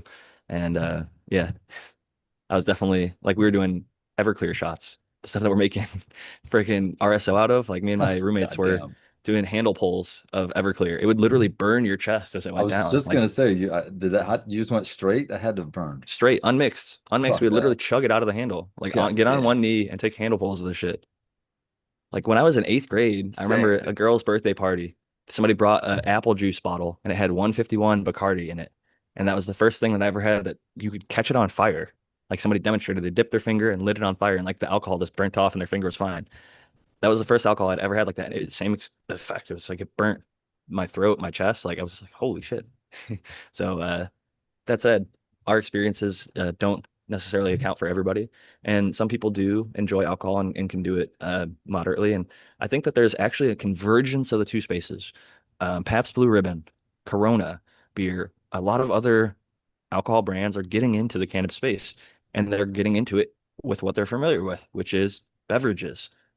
PBR is doing like teas, like cannabis infused tea, cannabis infused, even like beers and stuff like that. Like they're already in the space. I think IBC, the root beer company, they're getting into the space and things like that. These companies, for better or for worse, are going to get into the cannabis space. And I think it's going to allow somebody who might have been a light beer drinker, a Bud Light drinker, or somebody like that, to go over to maybe 5 milligram or 10 milligram seltzer or something like that, you know, where they switch for a 5% seltzer to a 5 milligram seltzer or something like that. Maybe it's not 1-to-1 like that. I gotta show you guys this. Okay, hold on. Let me turn my camera on. Let me turn this thing around. Camera, view front, view. If you tap like on the corners, it's Here, I'll just do it like this. So look at, speaking of THC drinks, I've been drinking on this today. And it was like the first one that I ever had that like really tastes good. Like that I was like, dude, this doesn't taste like it's like super strong. nice. A lot of them are like syrupy, is one of my complaints about a lot of the infused beverages, but they've gotten better and better now. Like certain ones just taste like I, whatever watermelon soda or whatever, you know? I Like, drank a milk-based one at an event, and I like, I downed it in one sip, and I felt it. I think it's a little quicker. It gets in your system quicker in a drink, in my opinion. I drank a 200 milligram distillate one, and I swear to God, felt nothing. I was I've had that so experience. ready for it to fucking floor me, and it did nothing. I was like, what? Dude, I had 1,000 milligram and that happened once, and I made a review on the company's website. I was like, I don't even understand. Like, they must have like fake packaged this. It was Corova edibles. Fuck you guys, because it was right before we went to adult use when we had the medical market, which was a lot less regulated, and they sold these. I think they were 500 milligram brownies, and I ate two of them back to back. Literally did not feel anything, and I was just like, what the fuck? I would eat a 250 milligram Moon Bar in the medical days, and it would get me feeling great. Eat two of those, I'd be feeling like super high. But this Yeah, 500 milligram Corova didn't do shit. So I ate I another one, didn't feel shit. I I have an article somewhere that in the early days of Denver, some news news place gathered up a whole bunch of samples of edibles and then had them tested, and almost all of them were either far less, had none. There was only one that actually had the amount What it stated. claimed. Yeah, so I remember that. basically before they required testing, I'm sure, and even now, I'm sure it's not right. People cheating motherfuckers. I will say, and I'm not one of these people, but there was research recently done. I think Cannabichem, one of those great accounts that posts cannabis research and stuff like that, mentioned there was research done. Feel like it was pretty recently that showed some percentage of people, no matter what dosage of THC ingested, do not feel any effect. So like some people say I never feel edibles, and like people are like, well, you've heard that enough, you heard that enough anecdotally. Now there's actually research that shows I think it's like between 5 and like 13% of the population that they looked at was not responding at all. And we're talking like 10,000 milligrams taken of THC. Like we're the crazy dose, right? And that for them to not, because they took like 500, then 1,000, then 2,000, 5,000, whatever, That's scaled it up. awesome. That's awesome because they can take 10,000 a day, not feel it, and blast any issues, not any issue, but all of the things that Right. cannabis oil treats without All the any benefits. negative effect. Like during the day, driving around, it wouldn't even affect you. That would be fucking pretty epic. That's why I think THC A has a lot of benefit when like if people don't decarb and they're just truly looking for like the medical benefits, like you're not going to get the psychoactive high, but there's tons of benefits to THCA, tons of benefits to CBG, tons of benefits to CBD. So the non-psychoactive portions of cannabis are perhaps some of the most medically therapeutic for certain tasks and things like that.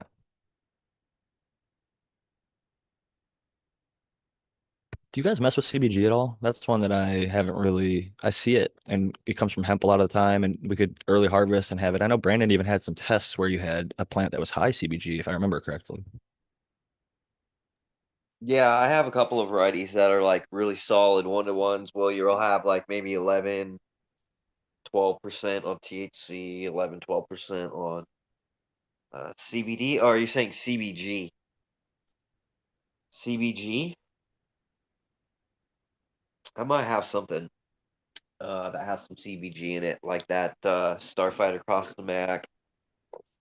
Does it? Maybe What does CBG do? Anything different? Much different than all the rest, or what? I I think think it's the anti-inflammatory. sour cheese berry. I couldn't, I wouldn't be able to They tell you. all are Like, anti-inflammatory. Right. Sorry. I think that it's because maybe it doesn't have the psychoactive properties that maybe it's more specifically targeting that. I know it's known as like the grandfather molecule because CBG goes on to become, well, CBGA becomes CBG, which becomes ultimately CBD and THC, like separately, going down different pathways. So CBG is actually the foundation molecule for pretty much most of the cannabinoids that we're familiar with. And Yeah, it's the precursor to everything. Yeah. yeah, it's like the raw form. I just looked it up and it says anti-inflammatory, neuroprotective, antibacterial, and appetite stimulation.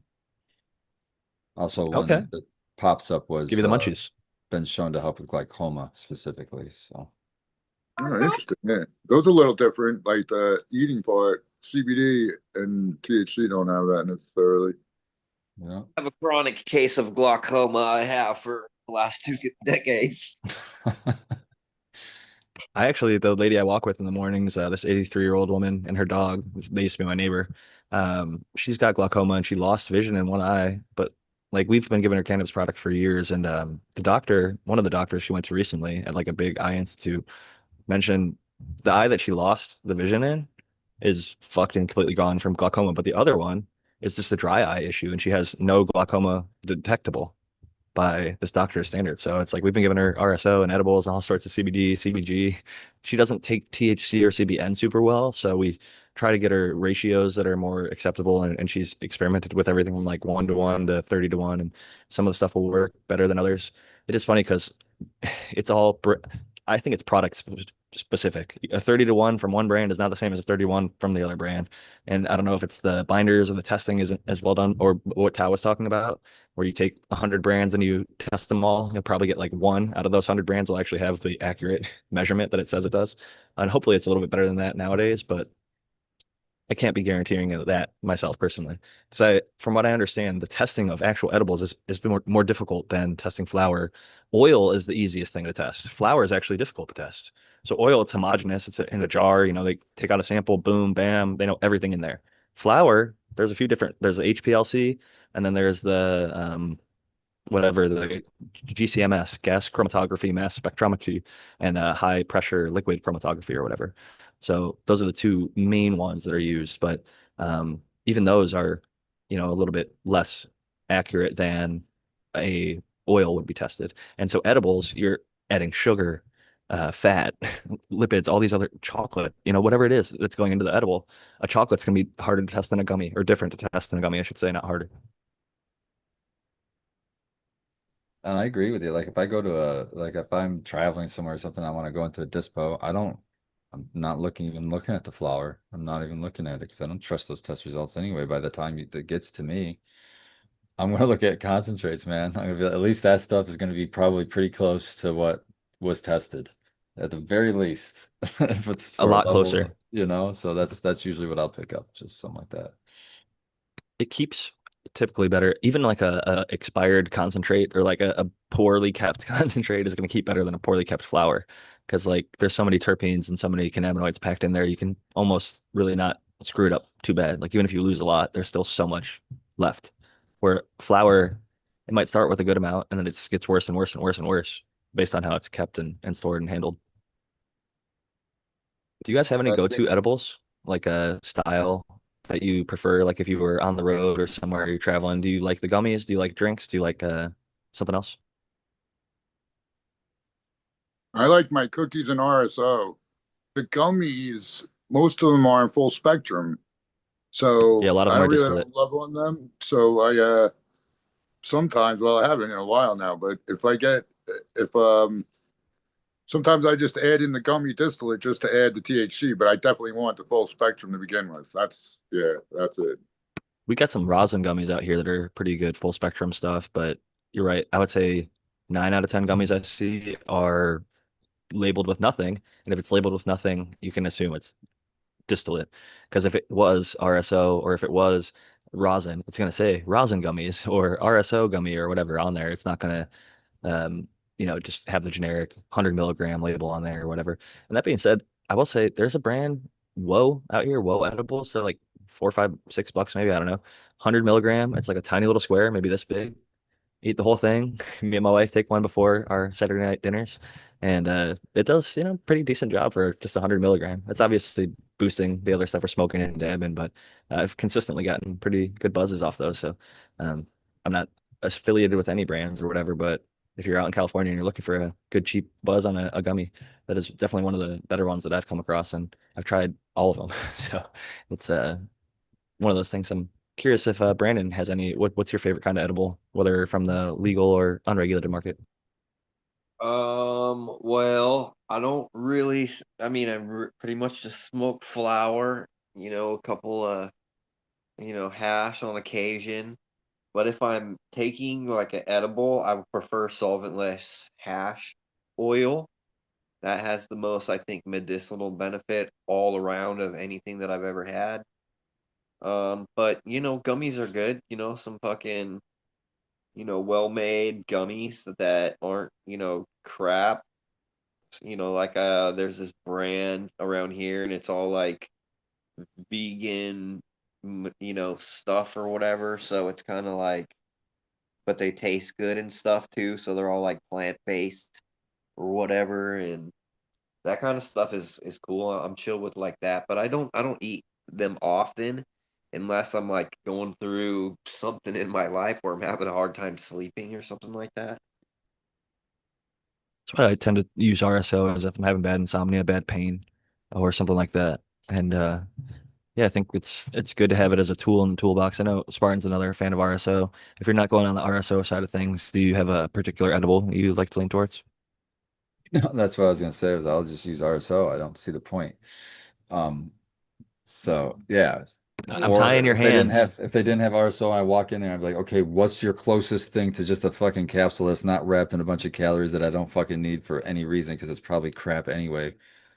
Well, So just this is my give me your rosin and I'll melt it down and decarb it and put it into a capsule and swallow it. How about that? my biggest problem is like, okay, so I have a sweet tooth, right? And so if Yeah, me too, bro. But I just buy fucking sweets. You know what I'm yeah, saying? I'll get the sweets that I like, and I don't have to buy their like half-ass fucking rendition of a Twix or half-ass rendition of China copies. Give me that shit. Give me the real shit, and then I'll get the good medicine and just do both. It's I funny don't like because you accidentally exposed the loophole, which is like in California, you could actually only have a 100 milligram edible. Okay. But if you bought rosin, a gram or however much of the rosin could have more milligrams because it's just rosin and it's not regulated like an edible. So what they started doing was they were selling rosin edibles, which were melted down rosin that was decarbed, and they could sell it at over 100 milligrams because it wasn't an edible. It was rosin. It was just edible rosin. So interesting loophole that was exposed, I love which, that. it's funny how things work out. But yeah, the 100 milligram cap is not my favorite thing. But for so many people, it's like it doesn't matter because like they never get up to that tolerance level. Like they're taking a 5 milligram and cutting it in half. There's 2.5 milligram companies out there here in California still, which that blows my mind. I'd have to eat so many of those. Like you're talking about. That's why I prefer RSO. Or like in the case of that, whoa, it's just a tiny little gummy, and it's like I can get away with one little gummy a week. I'm fine with that. But that would be I good typically for prefer someone like RSO. those, if I eat if I eat like 40 or 50 milligrams, I'm gonna take a nap. It doesn't ever do anything except just make me tired. But I'll take a nap. And so if that's why I was saying I like sweets. So if I get something and it's got, 1,000 fucking milligrams in a bag, and I'm like, oh, these are good. If they're good, then it's like that could be not good for me because I could be like, I'm gonna sleep and then I'm gonna wake up super groggy and I'm not gonna have any energy. It's all about getting that right dose. I will say that, if you dose it right, it can be a beautiful thing. I love edibles when appropriately dosed. I think many of us have had too high of a dose. I almost said my probably second favorite. if not from like a commercial market or anything, is just a homemade brownie. I love the good old school pot brownie, like made with trim or some small buds, fucking cooked up with some can of butter.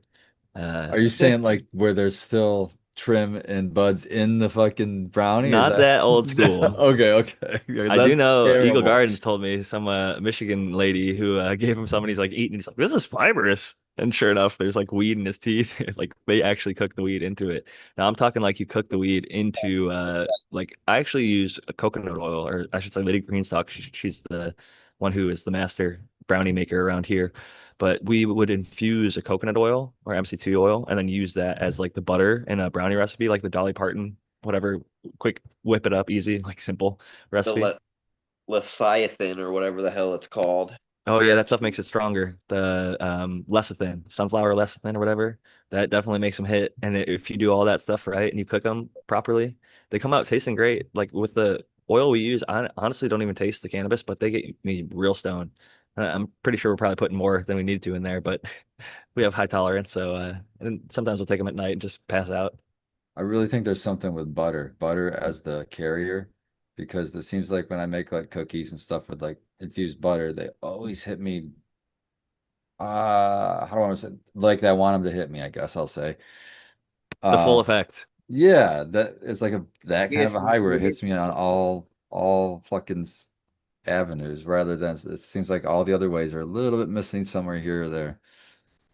The endocannabinoid system is firing on all cylinders. I think butter, milk, even like Tao said earlier, I think that something about the fats, even it could be the MCT oil or coconut oil could be similar, but I think you're right. Like sometimes it could be even just your endocannabinoid system, or maybe butter really is just the best one.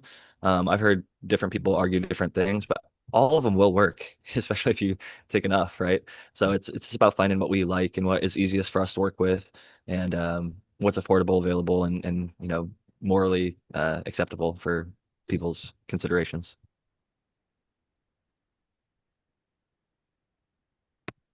Edibles are always fun, but yeah, it's definitely easy to overdo it.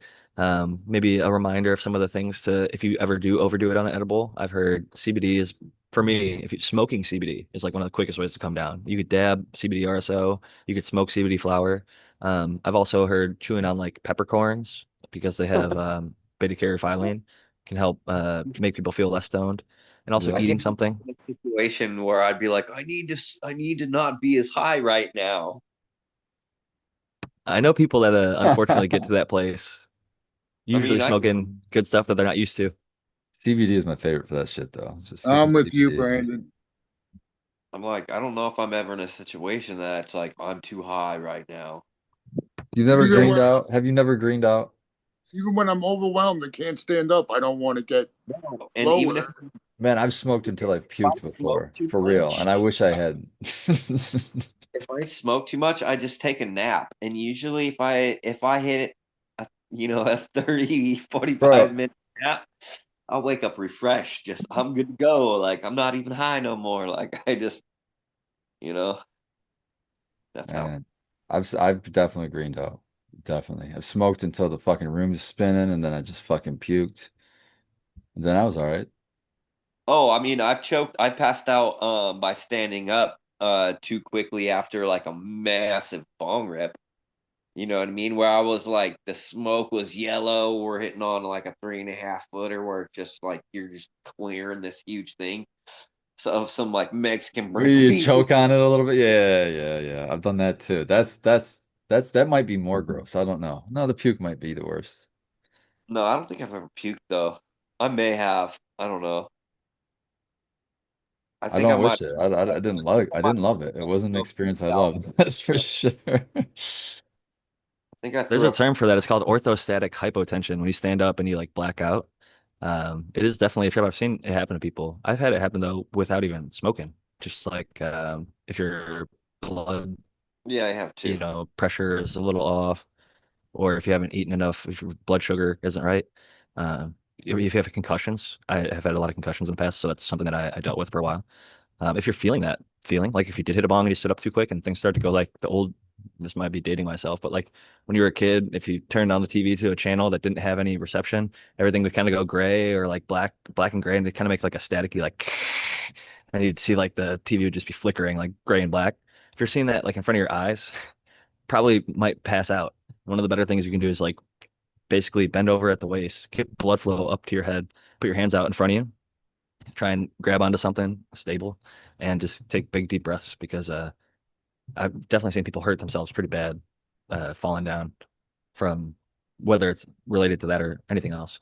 So just careful as you can be. Um, I went to a I festival like in the Poconos in Pennsylvania, and I saw all kinds of motherfuckers falling out, dude, left and right. I was like, this is crazy. I was like, what's going on with all these people? I was up there, slanging fertilizer, but it was pretty wild. I've got a friend in the Poconos, and he's a huge lightweight, and not to poke fun at the Poconos, but maybe they just don't have the tolerance up there. And I know a lot of festivals like Fergoli will give out like free dabs, right? So people walk up and they take Yeah. a fucking Fergoli dab, and that's more potent than any shit they've ever hit before. That limonene expands their lungs and just boom, like it might have been perfectly clean, healthy, good stuff, and they just didn't, they weren't ready. Yeah. So when they first started with the dabs, there's all sorts of video clips on the internet. So the dude did a dab in the dispensary, bam, dropped right down on the fucking display case. Yeah, it's pretty. You should be People. sitting if you're not a Yeah, experienced dabber, and I even thought then, that's what we are gonna say. Like if you do a big bong rip, stand up, and start going dizzy, just sit the fuck back down. That's what you do. You don't do anything else. Just sit Absolutely. back down. Yeah. Yep. I don't dab very often, but I mean, it's cool to see that you don't have to use a flaming torch and look like a crackhead. You can just load it into your little electronic smoking device. It's not as I don't know. It's I'll not as take the crackhead every time. Fuck it. It's way better hit. what? Smoking out of the dab rig. Fuck yeah, it's way better. Oh, You can put a way bigger dab. I've yet to have a device. I haven't tried them all by any means.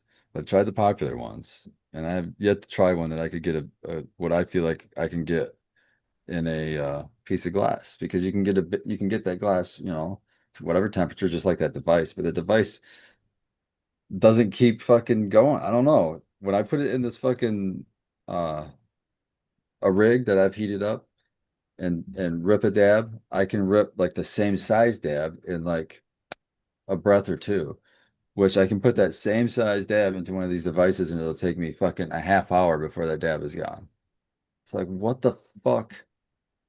I can just keep on ripping. It just lets you sip it. I haven't had one that lets me just fucking take it all in one go. the DabX Pro is the one I would suggest. It's like usually 2 or 3 hits and it's gone. The little down stem fills into a reclaim thing, and that's the hardest hitter.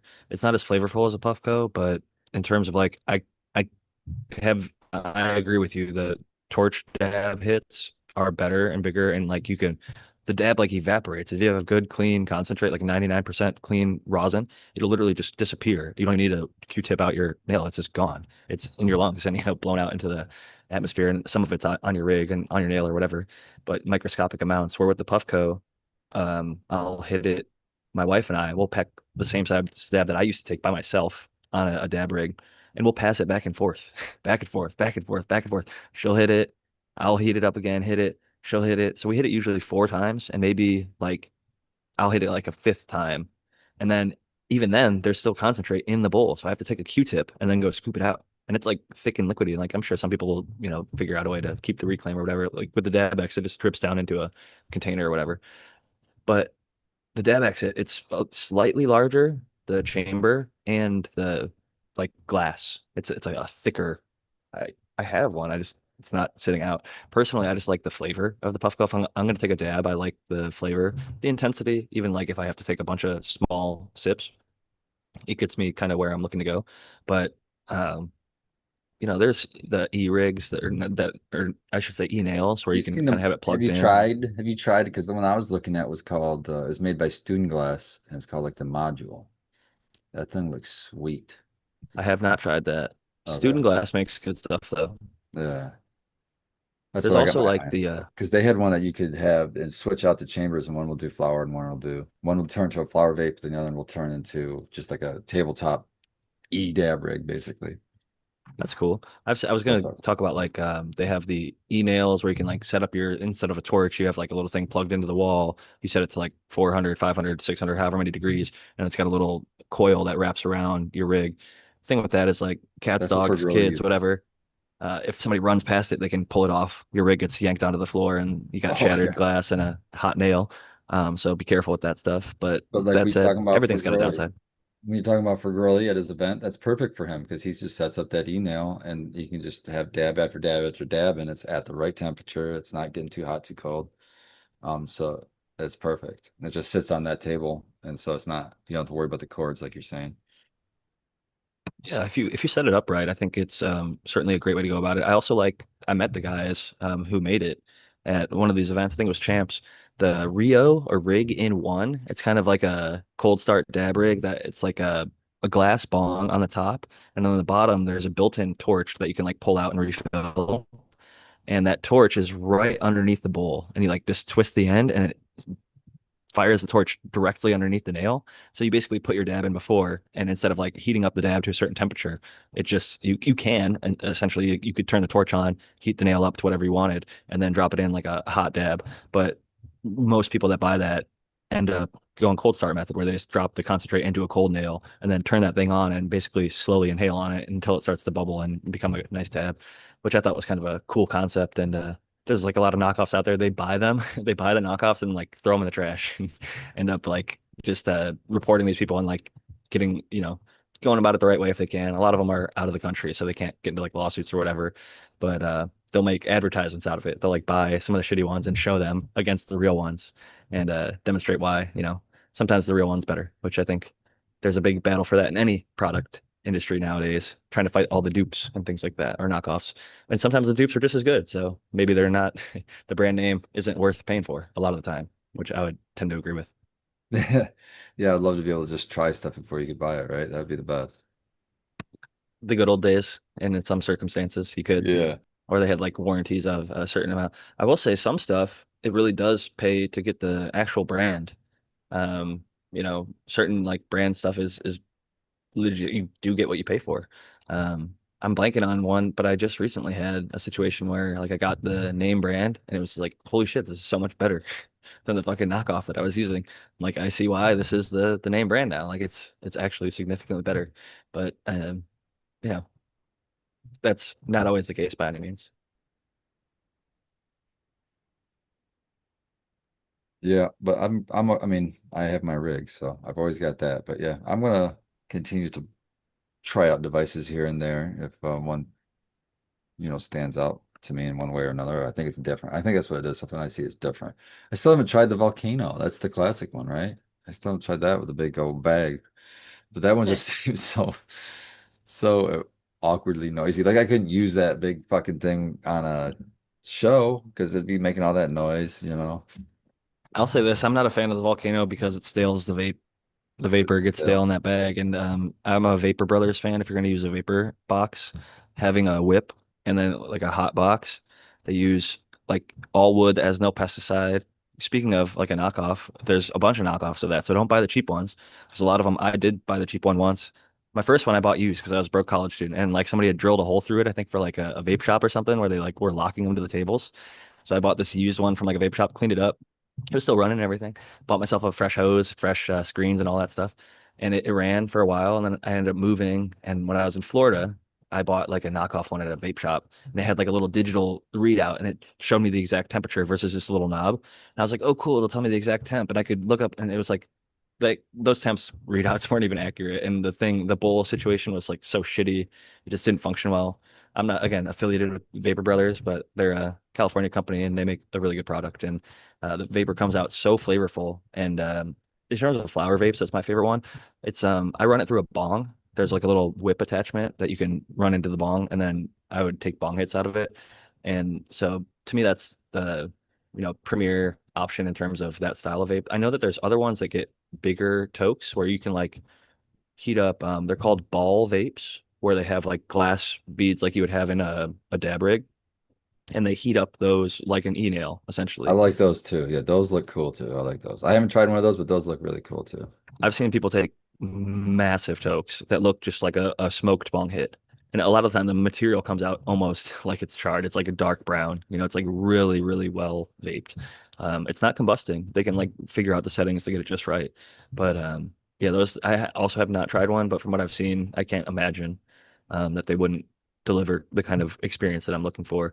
But that goes back to like me having cats and like me being not the most unclumsy person. Like I can be clumsy at times, and so if I have like a hot thing attached to a glass thing and I accidentally trip over it, and then there's flying glass and broken glass and hot stuff, and like is that because I remember one of them I saw the thing that I didn't love about it was it had like a heat shield around the vape that was like an aluminum or something like a little shield so that you wouldn't accidentally Yeah. touch this really hot part.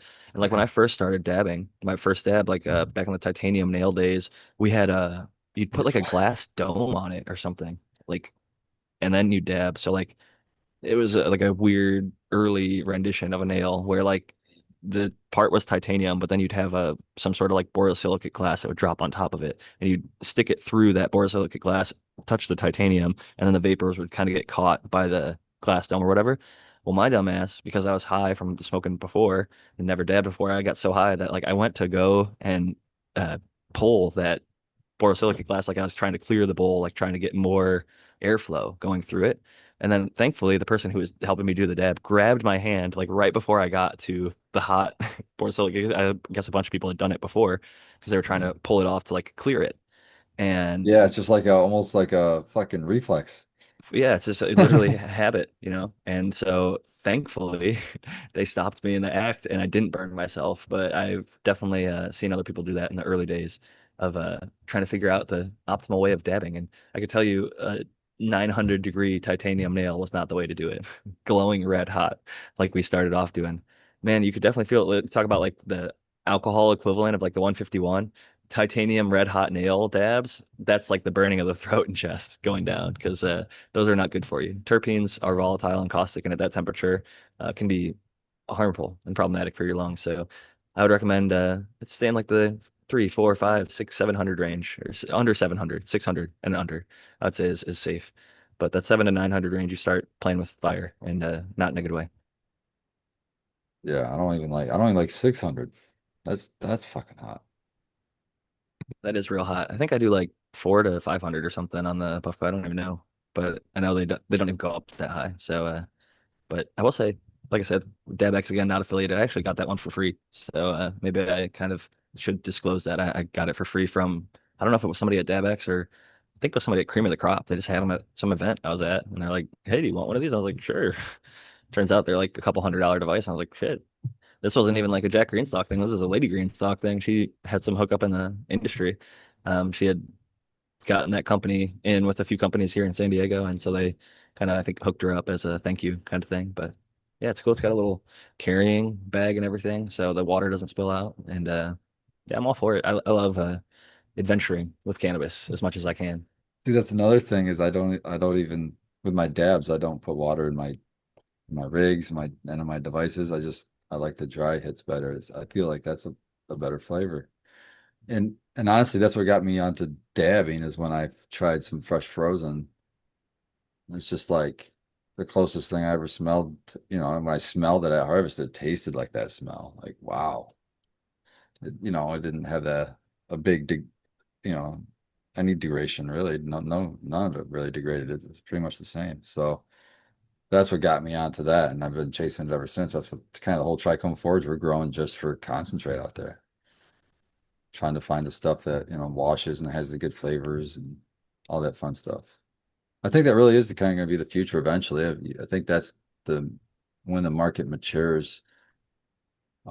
There's always going to be a place for flower for sure because I still smoke flower, but I smoke more dabs and I feel like I smoke less smoke sessions because of it too. You know what I mean? So I'm maybe smoking less. I don't know. I think honestly, I hate to say this, I think it's not a guarantee that there will always be flower. I think we're maybe a dying breed. I think that the kids of today are smoking vape pens, are doing Yeah. dabs and eating edibles, and they are so much less likely to smoke anything, um, let alone flower. But like, it's interesting to see it shift because it ebbs and flows, and obviously the legal market's not everything. BDS Analytics or whoever is analyzing California or whoever doesn't have all the real numbers because there's the black market still exists or the unregulated market is still there.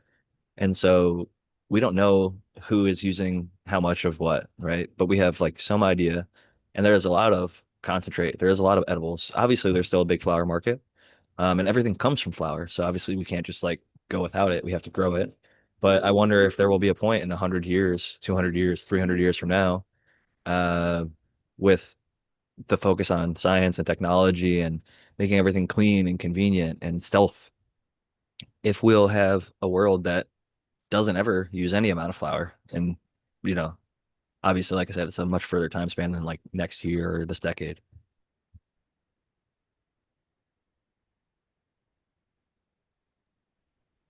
It'll be interesting to see. I hope I'm here for long enough to see cool stuff, right? But I don't think in my lifetime I'll see an end to flower because I know I'll probably smoke till the day of day. I don't know that I'll ever stop. I might change to vaping flower, but I don't think I'll ever stop smoking flower. I mean, it's like I'll be surprised if I find something to replace a joint or the dog, taking the dog for a walk, have a joint or something like that. You know how mobile it is. And I hate the They literally fucking call the little ones dog walkers. yeah, I hate the plastics in the vapes and all that bullshit, and even the dew tubes, honestly. And I'm going to be a home grower probably forever until I can't walk and move around anymore. So I'm going to be smoking the flower I'm growing. Nothing wrong with that. I hope that more and more people do. I do just worry a bit because I think that we are a tiny sliver of a pretty big community. The cannabis community is pretty large, definitely in the millions and millions of users. But growers, I try and follow everyone that I can find. And I'd put it under 100,000, at least public, like in public personalities that you can go and find of people growing. That I think some of the people that follow like accounts like Brandon or bigger weed grows are just smokers that just like to see the plants and stuff that they're a little bit more tapped in. But like a lot of the pages that I'll look at, they don't grow anything. Some people that follow me don't grow anything. And I just, like I said, try to follow every single grower I could find. And I think in Instagram, I'm like 7,000 or something. I've got a backup account with a few hundred. I've got a X page with at least 1,000, I think, people that I'm following. So that's around 10,000 follow growers that I'm following, like pretty much exclusively. That's almost all I follow. Maybe some cute animal videos here and there, something like that. But uh, everything else is growers. And I don't know. I think that it is like brewing your own beer or making your own wine. How many people do you know that do those things now that it's out and legal and available? You can just go to the store and buy it off the shelf, right? Like when Marlboro gets into it, maybe they already are, like Altria and all these other big giant conglomerates, and they're selling, 20 packs of cannabis cigarettes at 7-Eleven for $10 or something. I think a lot of people are going to like not consider growing. But I think the people that are growing right now wouldn't even consider smoking a 7-Eleven, cigarette pack of cannabis. They want higher quality. We would smoke that whole entire pack and just get a headache because it's not like to our standards. It's not to the quality level that we're used to. So I think that it leaves topics to be explored for future episodes. And I realize we're coming up to our final few minutes. I'll pass it over to Spartan Grown for his final thoughts and shout outs before we wrap it up. Oh man, we went all over the place today, so I'm just gonna say I'm glad that I made it back in time to join in on the show. I'm glad to be on the show with all you guys and catch up with you. And shout out to chat. Thanks. I think it was Abolished I saw help cleaning up in chat a little bit late earlier. Thank you for that. And much love to everyone out there. Keep growing. Cheers to everybody and appreciate that from Abolish. I was definitely not paying close enough attention or any attention really to the chat. I apologize to any messages that I missed. And if it got out of hand, I apologize there. When we got a little bit off track and it sends things off the rails, and I try to avoid doing that at all costs. It's just, yeah, I don't know. For whatever reason, it broke through this week. But yeah, with all that being said, next up we got Brandon Rust. What's going on? We got the 5 packs for $100 on the Bokashi Seed Vault website going on. And if you need any humates, microbes, any of that good stuff, go check out BokashiEarthworks.net. See you guys soon.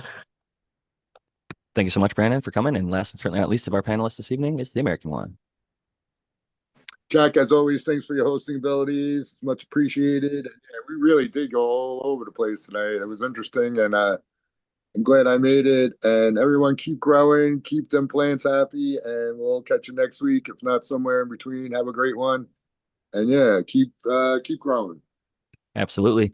I will say, we pontificated about a lot of different things. I do think even as off in the weeds as we got on some of it, it was grow related, or it talked about stuff that started with a grow topic that was a very real one.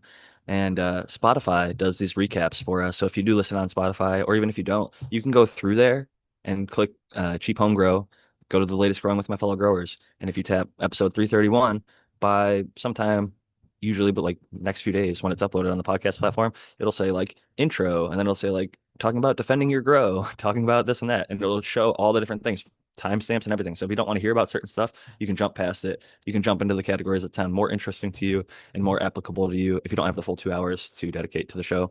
You've made it this far. And if you have, I know Tao asked about it, and I know others are probably going to, so I'll shout them out. It's Unorthodox Grower on X is the individual. They do have a GoFundMe or some sort of fund set up to try and help them get back on their feet. So Unorthodox, I think it's Unorthodox Dude, actually. Unorthodox Dude on X, and they have a lot of grow content. They've been in the grow community for a while. Shout out to all the Gromies in the UK. It is tough. I know he's not the only person who's had to go through stuff like this. I know Spiky Pilots has had to face potential jail time. I know other people who've had their grows broken into and shut down by robbers and either even police in some circumstances. So it's tough times, and I really wish the best for everybody moving forward. And it's just a reminder, never take what we have for granted. Do our best moving forward, and unify as much as we can, because without the unity, none of the stuff is possible. Do like Spartan and all those other people do. Come together, use your voice, and be heard.